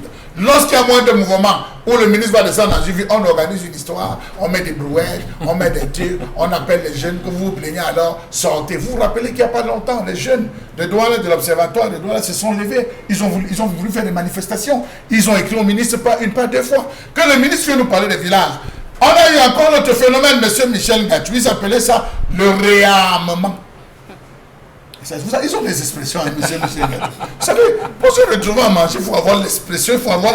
Ils ont appelé ça le réarmement. Il fallait réarmer les jeunes. On a fait le réarmement. Et ces jeunes me regardent maintenant, à Douala 1, Douala 1er, Douala 5. Il y a eu des jeunes, plus de 500 jeunes, dont on a procédé au réarmement moral. 500 jeunes. Ils sont là, ils nous regardent, ils peuvent répondre. Ces jeunes aujourd'hui sont à l'abandon. Donc, monsieur Michel Ngatou, les 100 milliards, je veux bien comprendre comment le ministre les a dépensés, parce que jusqu'aujourd'hui, les gens se plaignent. Vous avez les jeunes d'Atop, du village Atop, qui ont dit, pendant qu'on lisait, on rendait public la liste des enfants bénéficiaires, Les jeunes ont dit, ils ne sont pas d'ici. Ils ne sont pas d'Atop, ils sortent d'ailleurs. Le type qui les a regardé encore, il dit, c'est écrit ici à Atop, on dit, ce n'est pas Atop. La population, c'est une population pygmée. Makar, M. Michel Gadjou. Vous nous sortez des noms qui sortent d'ailleurs et vous dites qu'ils sont les bénéficiaires. Étrangement, M. Michel Gadjou, beaucoup de jeunes qu'on a dit récipiendaires qui sortaient du lot étaient des gens qui avaient pris le car, qui avaient pris le bus la veille. Vous parlez de quelle transparence dans ce pays? Alors, est-ce qu'on ne peut pas dire fondamentalement, Charles? Non, ne dites pas est-ce qu'on ne peut pas dire. Oui, dites avec moi qu'on a volé l'argent, M. Michel Gadjou. Il y a l'argent qui a été détourné, l'argent des jeunes, mais est-ce que le chef de l'État... On ne peut pas de façon, on n'est pas des juges en même temps. On demande ici justement que la Chambre des comptes de la Cour suprême se saisisse d'une affaire comme celle-là, au moins, pour faire valoir sa compétence auprès des Camerounais. M. Michel Gadjou, on a créé 66 villages pionniers. Ouais. Le village pionnier doit là où? Là, c'est toute la question. Non, je veux savoir, est-ce que c'est un village... Est-ce que c'est une caravane? C'est un village qui fonctionne sous forme de caravane? Un audit peut nous aider justement, Charles Lamel. Alors, est-ce qu'on ne peut pas dire justement ce matin que si on n'a pas d'audit, on est encore là dans le mépris du peuple camerounais véritablement sur ces questions qui interpellent la jeunesse aujourd'hui. Et dire que le Cameroun n'est-il pas devenu un pays où il y a trop de scandales de vol en permanence? Monsieur Michel Gadjou, on avait posé la question à un ministre qui avait répondu, on lui avait dit qu'il y a beaucoup de chômeurs au Cameroun. Il a répondu qu'il n'y a pas de chômeurs au Cameroun parce qu'un jeune qui a une moto qui se débrouille, c'est un travail. Monsieur Michel Gadjou, on n'a pas de chômeurs au Cameroun. Les statistiques en 2016 parlaient de 75% en termes de chômage jeune. On est à 75%. En 2021, nous sommes à 80% de chômage jeune. Avec un tel plan, vous voulez dire qu'on accouche trop? Vous voulez dire qu'entre-temps, les jeunes se sont encore multipliés. Nous sommes à 80%. Ça veut dire que les productions de chaque année, ce que les lycées et collèges nous envoient, mais c'est des chômeurs. C'est des gars qui ils ont fini, ils ont eu leur BTS, ils veulent se lancer sur le plan de travail, ils n'ont pas de possibilité pour le faire. Le président Amadou Ahidjo, lorsqu'il faisait ses tours, je finis par là, il faisait ses tours, il arrivait dans le Noun. Des balades, hein, il faisait des balades surprises. Et il se rend compte, il voit 5-6 enfants qui sont en train de cultiver les tomates. Il s'arrête, il pose la question, mais qu'est-ce que vous faites là?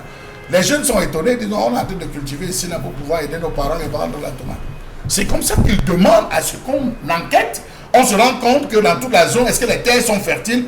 Il déploie il met des fonds, il mettait des fonds pour aider les agriculteurs, priorité à l'agriculture. Voilà ce qu'on appelle des projets. Mais on met 102 milliards entre les mains de tout un ministre.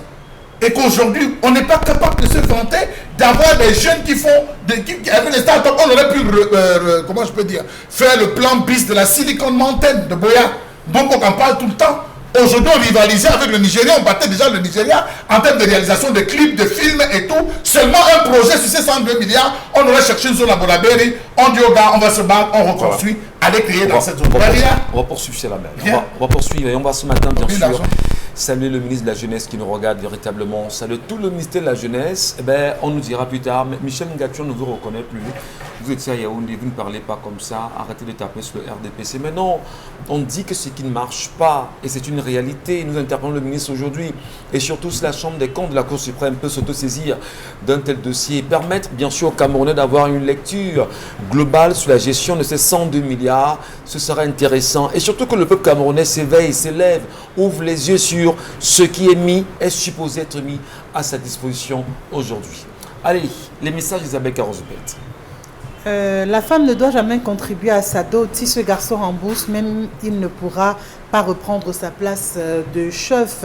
Si la femme continue à évoquer ce problème, il doit tout simplement l'abandonner ou prendre une autre femme dotée par lui-même cette fois-là.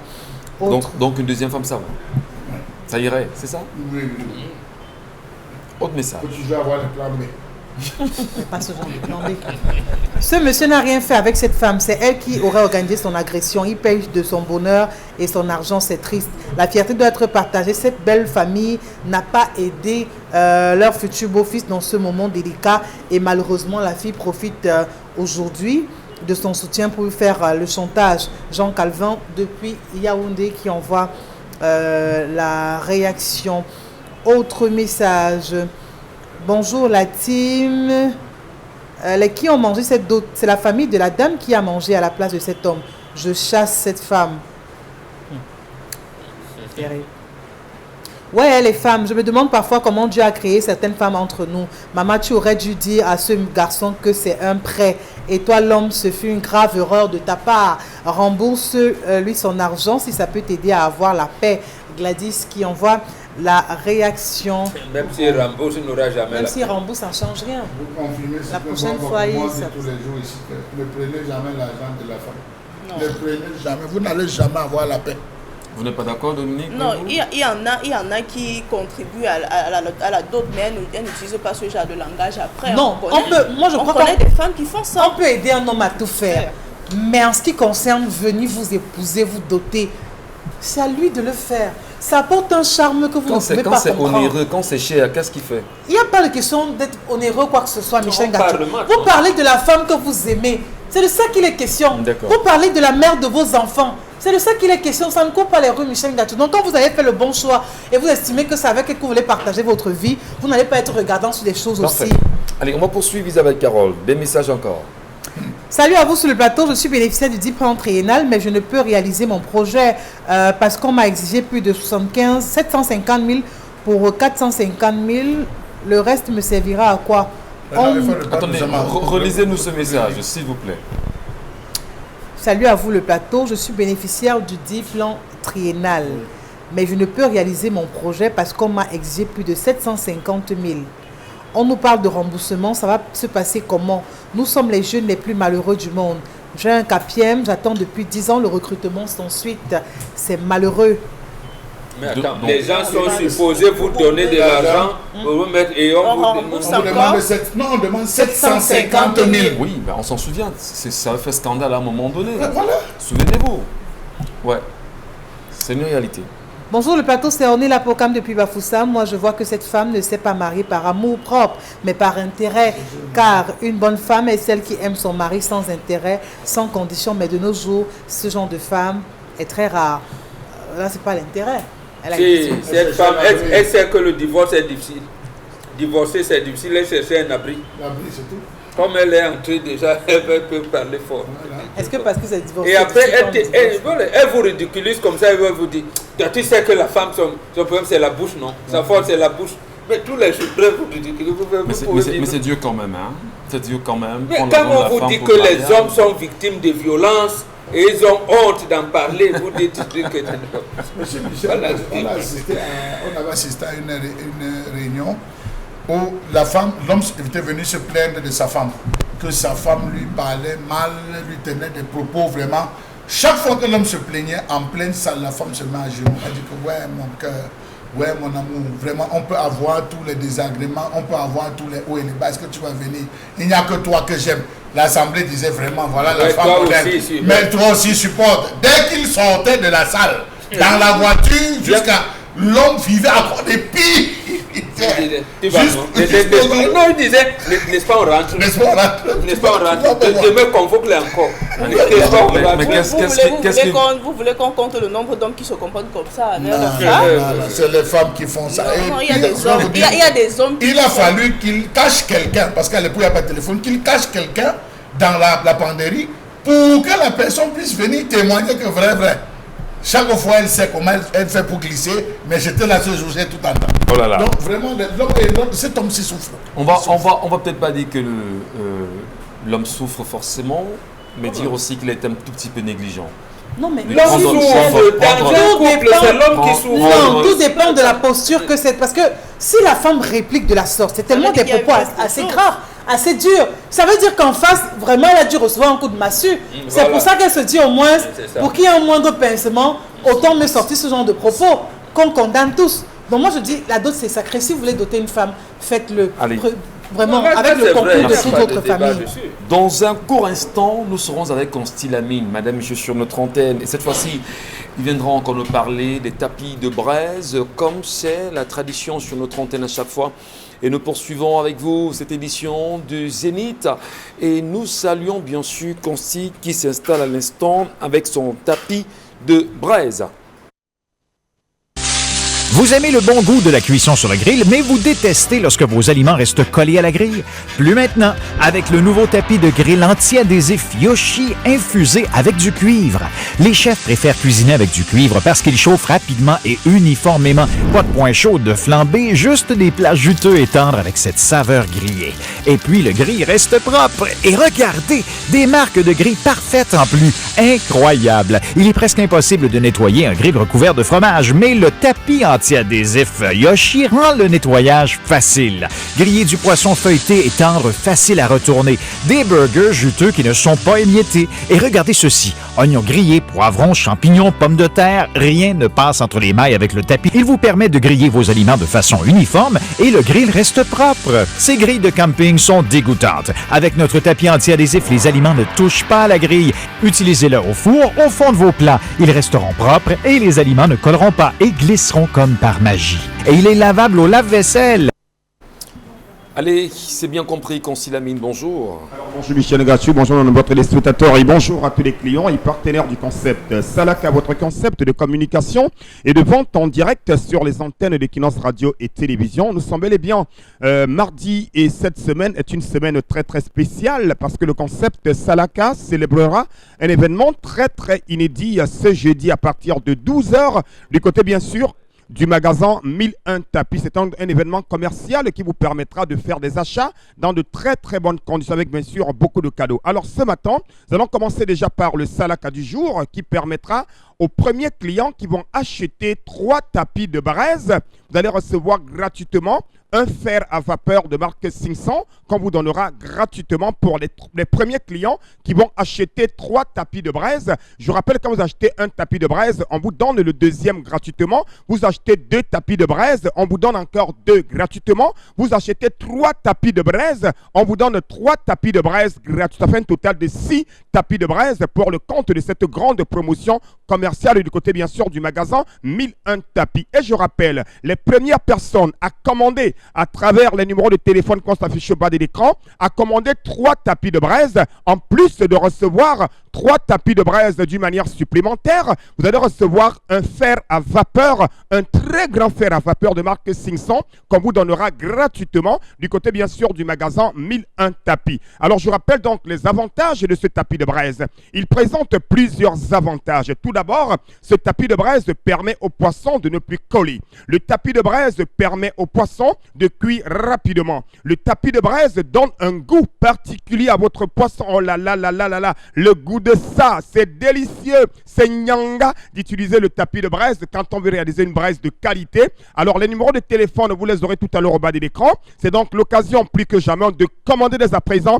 votre tapis de braise, encore appelé en anglais renfoncé tapis Fobreza. Oui, ça s'appelle en anglais renfoncé tapis Fobreza. Ça s'appelle en espagnol tapis Nyabumbasui. Ça, c'est l'espagnol Barconstilamine. Vous avez donc ce tapis de braise au prix de 10 000 francs du côté, bien sûr, du magasin 1001 tapis. Retenez-le. Un tapis de braise acheté, le second vous est offert gratuitement. C'est l'opération Buy One Take Two avec le concept Salaka du côté bien sûr du magasin 1001 tapis. Vous êtes restaurateur, vous êtes particulier, vous êtes braiseur. Alors venez au magasin 1001 tapis et commandez dès à présent ce tapis de braise qui est un tapis d'une qualité supérieure. Le tapis de braise vendu par le concept Salaka est une exclusivité. Le tapis de braise que nous vendons, vous le retrouverez uniquement au concept Salaka et nulle part ailleurs. Je rappelle, en ce moment, jusqu'à la fin de ce mois de juillet, vous achetez un tapis de braise,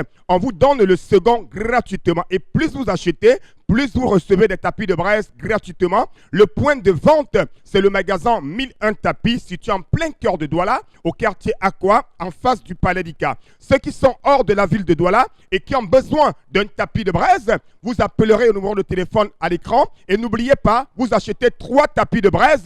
Je vous donne gratuitement un fer à vapeur de marque 500 pour dire tout simplement Motote Ayendo magasin 1001 tapis. Finement Consti, on va poursuivre l'émission avec vous, madame, monsieur. Dit en même temps que la toile bouge, la question je la posais il y a un petit moment, qui est cette dame qui a choisi de se donner la mort à Bruxelles? Malheureusement, oui, on va dire que le dieu ou les dieux de ses ancêtres étaient à ses côtés. La mort n'est sûrement pas arrivée, Vous avez au moins vu ces images-là, Dominique Pengou? Oui. On peut choisir se donner la mort comme ça? Vous avez lu les articles quand même sur cette dame, cette Camerounaise à Bruxelles? Vous savez que se donner la mort, c'est chose commune maintenant ici. D'ailleurs, quand il y a des choses qui nous dépassent, encore qui dépassent le support de notre morale, on a envie de finir. Pourquoi? On a envie de s'arrêter justement parce qu'on ne sait pas. Est-ce qu'on doit sauter la vie comme ça? C'est pas quelque chose qui émane de notre volonté. C'est que sur le coup, c'est la solution ultime qu'on doit faire. C'est que sur le coup, c'est la solution ultime. On va le dire de manière publique que ce sont les lâches qui le font. Mais quand on n'a pas encore subi la pression d'un problème ou encore la pression de certaines situations, est-ce que c'est toi? Est-ce que tu connais l'origine de ta vie pour mettre fin à ta vie? Michel Ngatou, nous ne sommes que des humains. Parfois, il y a des moments de faiblesse. Ça, on peut le dire. On peut nous donner la mort. Maintenant, ça dépend de chacun. Ça dépend de comment tu gères ton moral. Quel genre de colère peut te pousser à vouloir te donner la mort? Non, il y en a. Il y en a. Il y en a.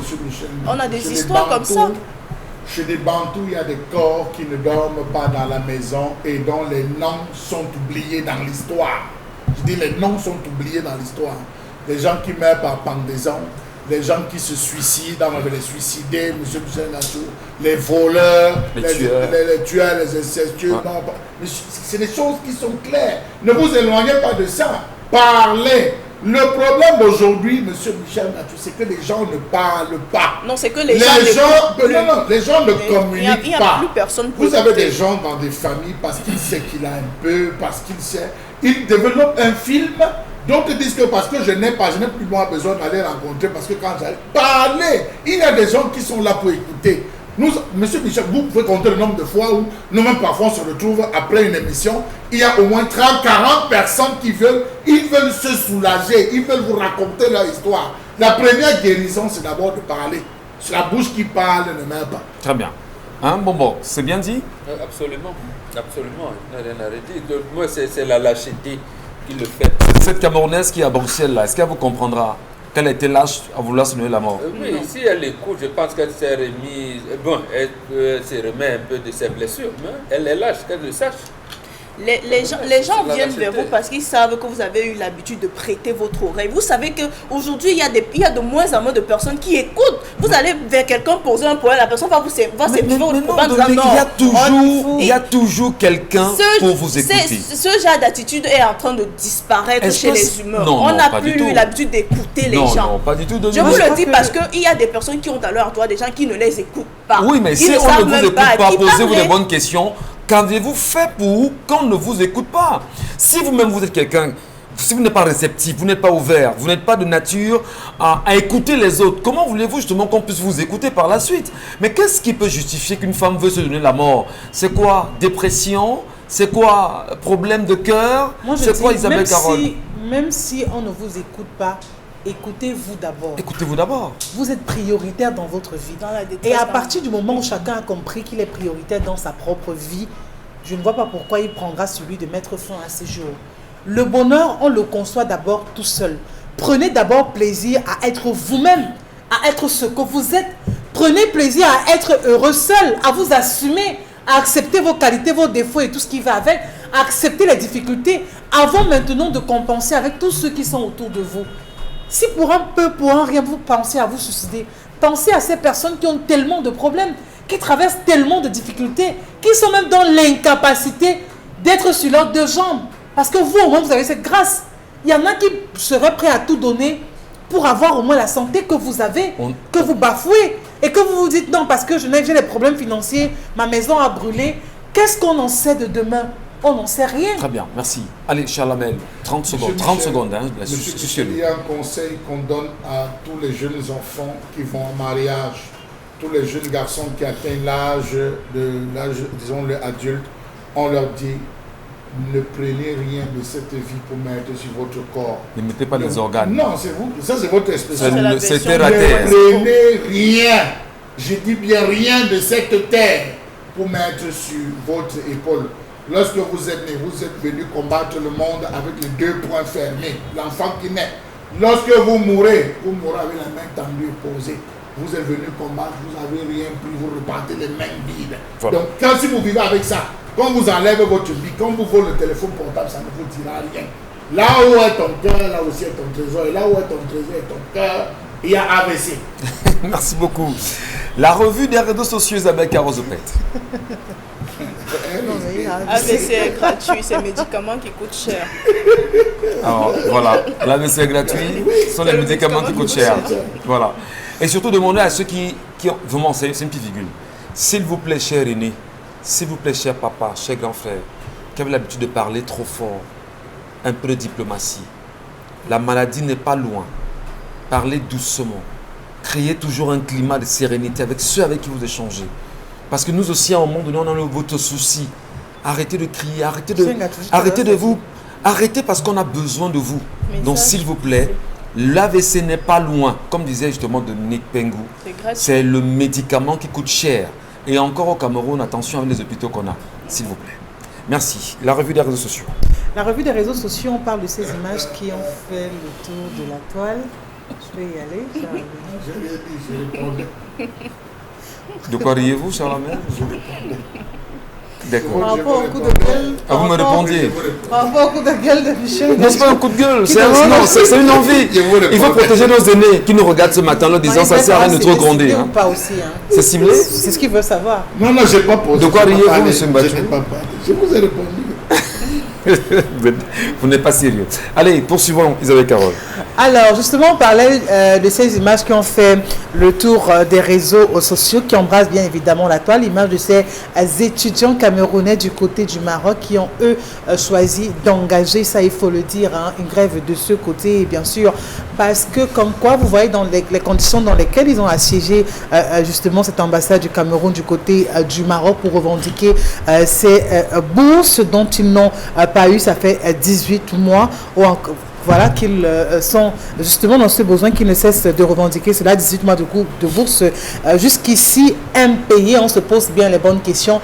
Ils ont été expulsés, voilà, de leurs différents logements. C'est pas du tout évident pour eux. Ils ont choisi de venir camper devant l'ambassade du Maroc, du Cameroun, voilà, au Maroc. Question de se faire entendre par l'ambassadeur qui pourra tout au moins, ou encore qui est la seule issue pour eux de pouvoir gérer cette situation, de leur remettre dans de meilleures conditions, de pouvoir au moins permettre que ces derniers puissent recevoir des cours de ce côté-là comme il se doit et du moins regagner leur logement. Des images, on va le dire, qui commencent à devenir très très courantes, qu'on soit ici ou ailleurs, des Camerounais ou précisément des étudiants ne cessent de se plaindre de ces mauvais traitements à leur affligés. Sincèrement, est-ce qu'on ne doit pas écouter, est-ce qu'on ne doit pas entendre Bon Bengan, le ministre, je veux dire, lui, le ministre des Relations extérieures, est-ce qu'on ne doit pas l'entendre sur une affaire pareille? Est-ce qu'on ne doit pas entendre l'ambassadeur du Cameroun au Maroc? Quelle est cette façon de traiter les Camerounais là?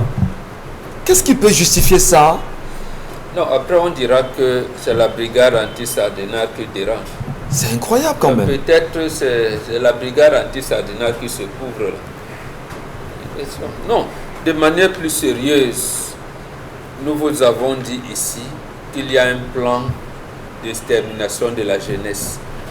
Le renouveau ne veut pas les jeunes qui réfléchissent, qui veulent prendre leur destin en main, qui veulent développer leur pays. Si vous n'appartenez pas à des réseaux bien guidés, vous êtes voués aux gémonies. Et c'est comme ça qu'on encadre les jeunes qui vont apprendre, qui vont étudier, qui ont eu des bourses dans un pays comme le Cameroun, à l'étranger, au Maroc précisément. D'abord, il faut questionner la manière dont ils ont obtenu ces bourses. À un moment, il y a des conditionnalités. Il peut y avoir des conditionnalités après que les jeunes n'acceptent pas. Ou alors, ces bourses ont été carrément détournées. On vous dit, bon, comme ils sont là-bas, leurs familles vont se débrouiller. Je pense qu'il y en a eu un cas comme ça, une situation en Algérie, où on a demandé son boursier, mais on demande aux familles de s'occuper de leurs enfants. Et pourtant, ils sont boursiers. Ça veut dire que certaines personnes à Yaoundé ont détourné ces bourses-là. Et on sait que, bon, comme les gars, nous, ils sont partis, ils vont se débrouiller. Parce que l'orientation politique au Cameroun, c'est la débrouillardise. Tout le monde se débrouille. Les ministres se débrouillent pour voler.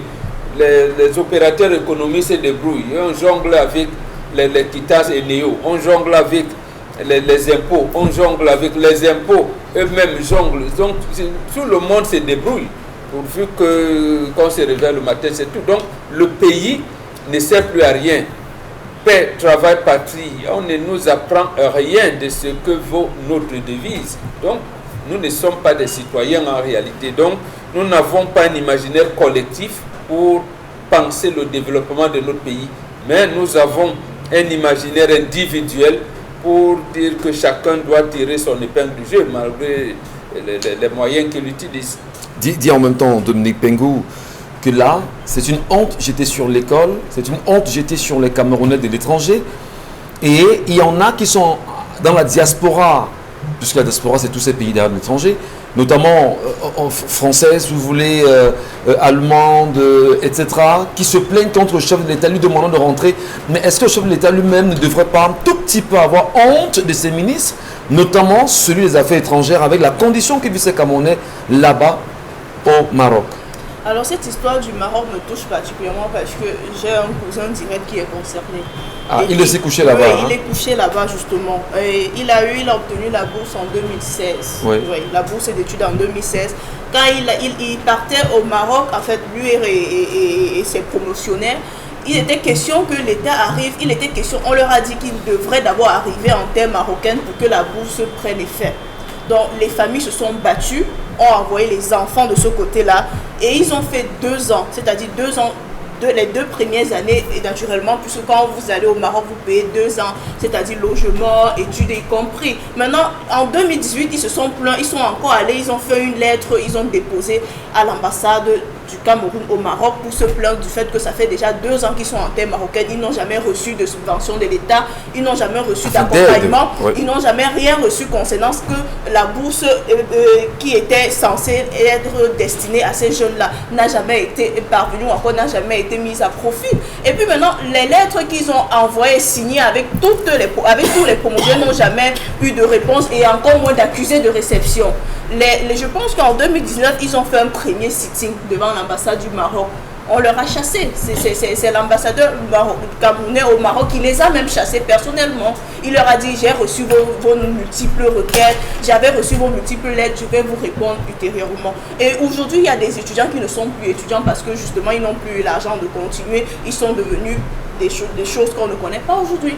C'est eux là qu'on va coucher. Juste, voilà, oui. Donc voilà une situation assez triste. Lui, il a continué parce que sa petite famille s'est battue à payer naturellement ses études. Mais il dit qu'ils étaient partis, je pense qu'ils étaient pratiquement 25. Aujourd'hui, ils ne sont pratiquement que 5 qui ont continué les études. Il y a plus de 20 jeunes qui sont en terre marocaine. On ne sait pas où ils logent, ce qu'ils font de leur vie et ce qu'ils sont devenus aujourd'hui en 2021 depuis 2016. Donc vraiment, c'est très triste. Et ça veut dire que l'arnaque a commencé dès le départ. Vous ne pouvez pas être boursier d'un État et on exige que c'est les familles. Donc, c'est quand vous serez là-bas que votre bourse sera en vigueur. On a étudié les dossiers comment? Ça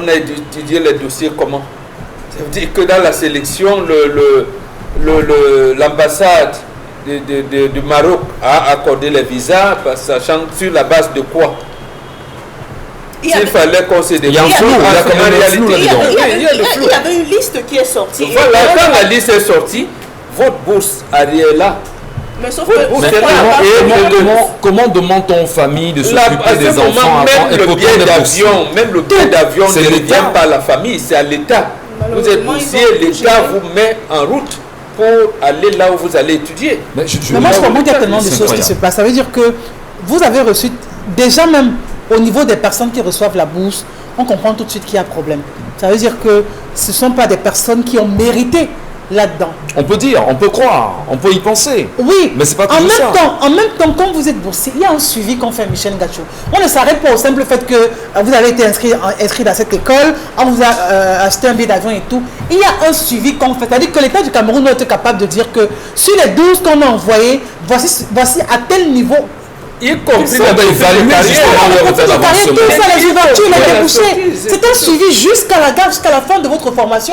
On vous accompagne, on a l'obligation de le faire. Ce n'est pas du genre, on va dire, on a envoyé 12 personnes aujourd'hui, on a 2 personnes, et on ne sait même pas où les 10 autres sont. Et il y avait même avant ce qu'on appelait l'engagement décennal. Vous êtes boursier, vous signez un engagement qui dit que vous allez travailler pour le compte de l'État pendant au moins 10 ans.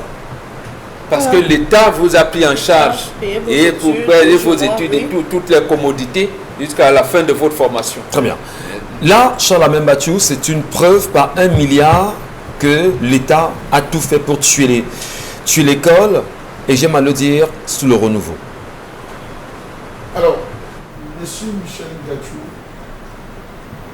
vous avez des problèmes avec votre enfant. Votre enfant est têtu.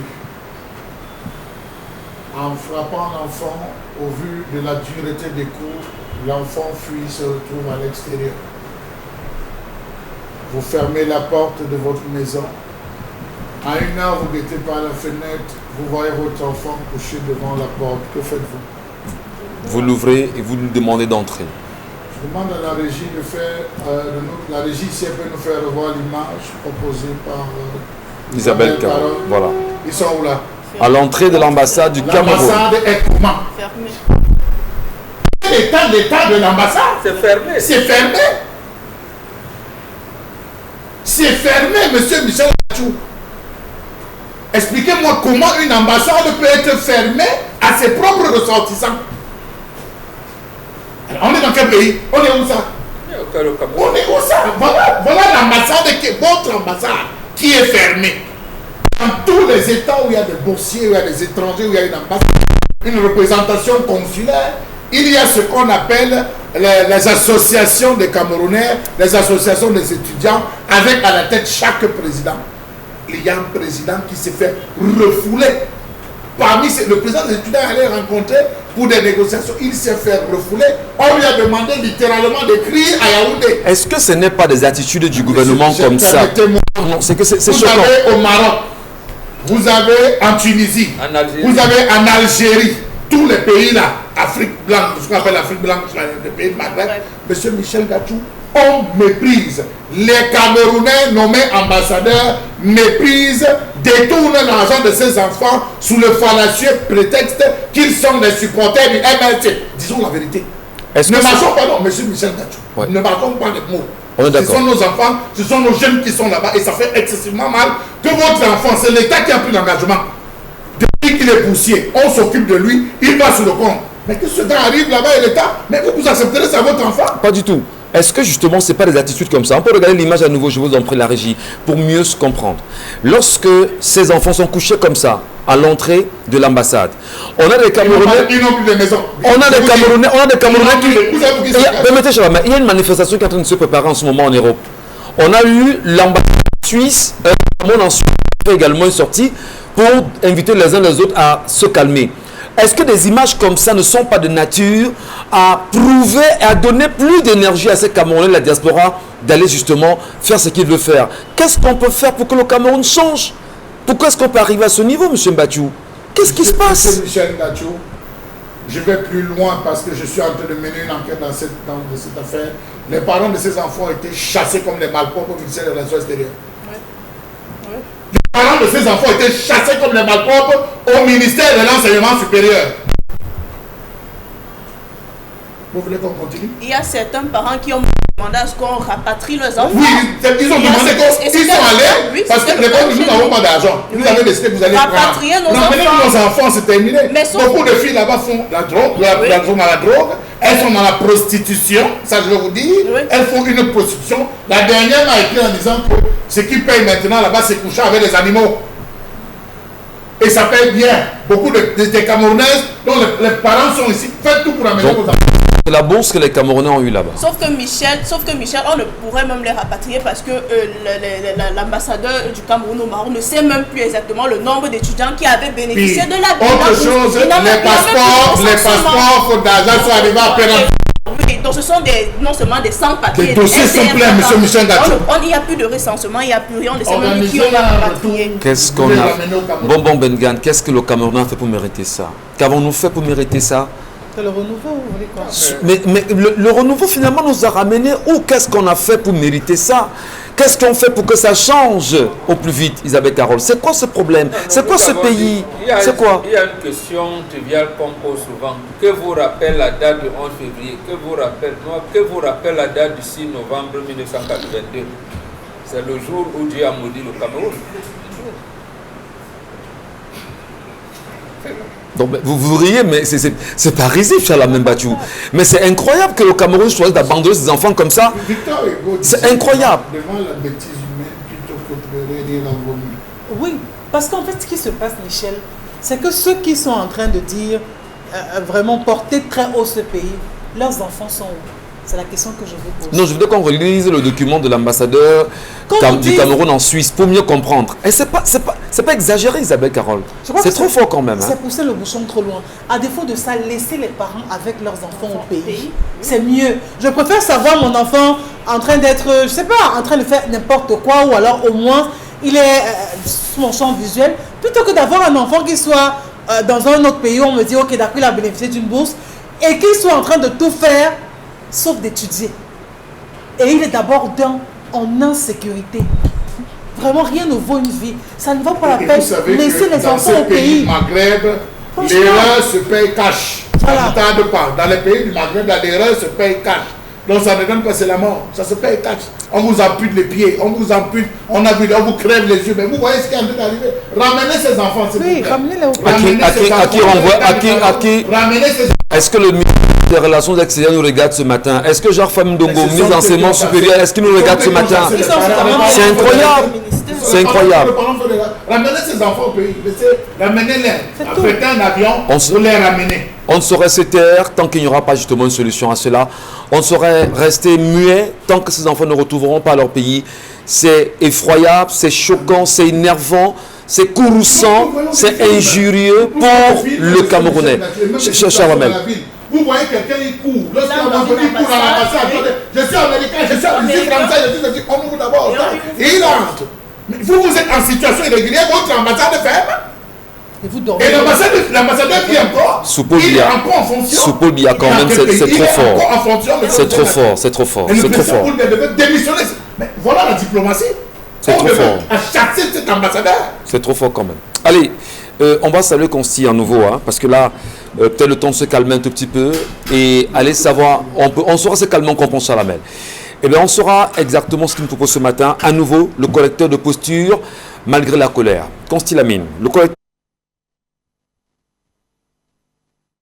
J'ai bien sûr cette jaquette médicale, non seulement je l'ai à main, mais j'ai également le correcteur de posture sur moi. On peut donc admirer l'élégance de ce correcteur de posture. Chers téléspectateurs, c'est une réalité commerciale avec le concept Salaka qui ne vend que la qualité et rien que la qualité. Alors, chers téléspectateurs, vous avez des problèmes de dos, vous avez des problèmes au niveau du cou, au niveau bien sûr des épaules, il est important de venir au magasin Milan Tapis et de commander cette jaquette médicale, le correcteur de posture, encore appelé en anglais renfoncé correcteur de posture, pour dire tout simplement, il y a bat for your dos. Il y a bat for your neck. Il y a bat for your épaule. Just come for magasin Milan Tapis and take your correcteur de posture. Le correcteur de posture est une jaquette médicale qui est utilisée depuis plusieurs années aux États-Unis, en Europe et en Asie. Ça fait pratiquement 3 ans que le concept Salaka commercialise en Afrique et au Cameroun cette jaquette médicale. Et grâce à ce correcteur de posture, plusieurs personnes ont retrouvé le sourire aujourd'hui. Donc pour ceux qui ont des douleurs au niveau du dos, des douleurs au niveau des épaules, des douleurs au niveau du cou, la solution est de venir au magasin Milan Tapis et de prendre son correcteur de posture disponible en 2 couleurs, la couleur noire et la couleur blanche, disponible en plusieurs tailles, la taille L, S, XL, XL et la taille standard. Ce correcteur de posture présente plusieurs avantages, que ce soit pour les enfants, les adolescents, les personnes du 3e âge, chacun peut porter le correcteur de posture. Il est sans effet secondaire sur votre peau. Ce correcteur de posture est une véritable jaquette médicale. Je tiens déjà à remercier tous les médecins, tous les kinésithérapeutes qui conseillent de plus en plus le correcteur de posture et qui recommandent ce correcteur de posture à leurs patients. Alors merci de choisir le concept Salaka. Alors, puisque nous parlons du Salaka et puisque nous sommes en train de célébrer le mois de juillet, ce mois de juillet qui est un mois très très capital pour le concept Salaka. Raison pour laquelle jusqu'à la fin du mois de juillet, ah là là là là, chers téléspectateurs, le prix est de 10 000 francs, mais jusqu'à la fin du mois de juillet, les correcteurs de posture entrent également dans la danse, c'est-à-dire de l'opération Buy One Take Two. Vous achetez un correcteur de posture, on vous donne le second correcteur de posture gratuitement, chers téléspectateurs. Ah ben oui, c'est vrai, c'est une réalité comme c'est le concept Salaka. Un correcteur de posture acheté au prix de 10 000 francs. Le second correcteur de posture vous est offert gratuitement. C'est donc l'occasion plus que jamais de le faire, d'offrir un correcteur de posture à papa, un correcteur de posture à madame ou alors ou alors à l'enfant.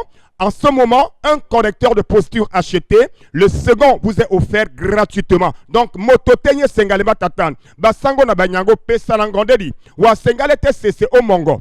O nyingo, o makata, yando magasin milen tapi, o nongo correcteur de posta. Un acheté, le second vous est vendu, vous est donné gratuitement. Et on va également vous dire merci, madame, monsieur, pour l'intérêt que vous portez chaque matin. Cette émission du Zénith sur notre antenne, sur votre télévision, la chaîne du peuple. Eh bien, se demander avant de partir, comment peut-on comprendre que malgré les appels des Camerounais sur la question de la gestion des 180 milliards de francs CFA du Covid, que l'on ait servi au peuple camerounais, on va dire une synthèse du rapport, alors que les Camerounais attendent toujours le rapport en question. Est-ce que ce n'est pas du mépris à l'endroit du peuple? Et comment se taire? À demain, 10h.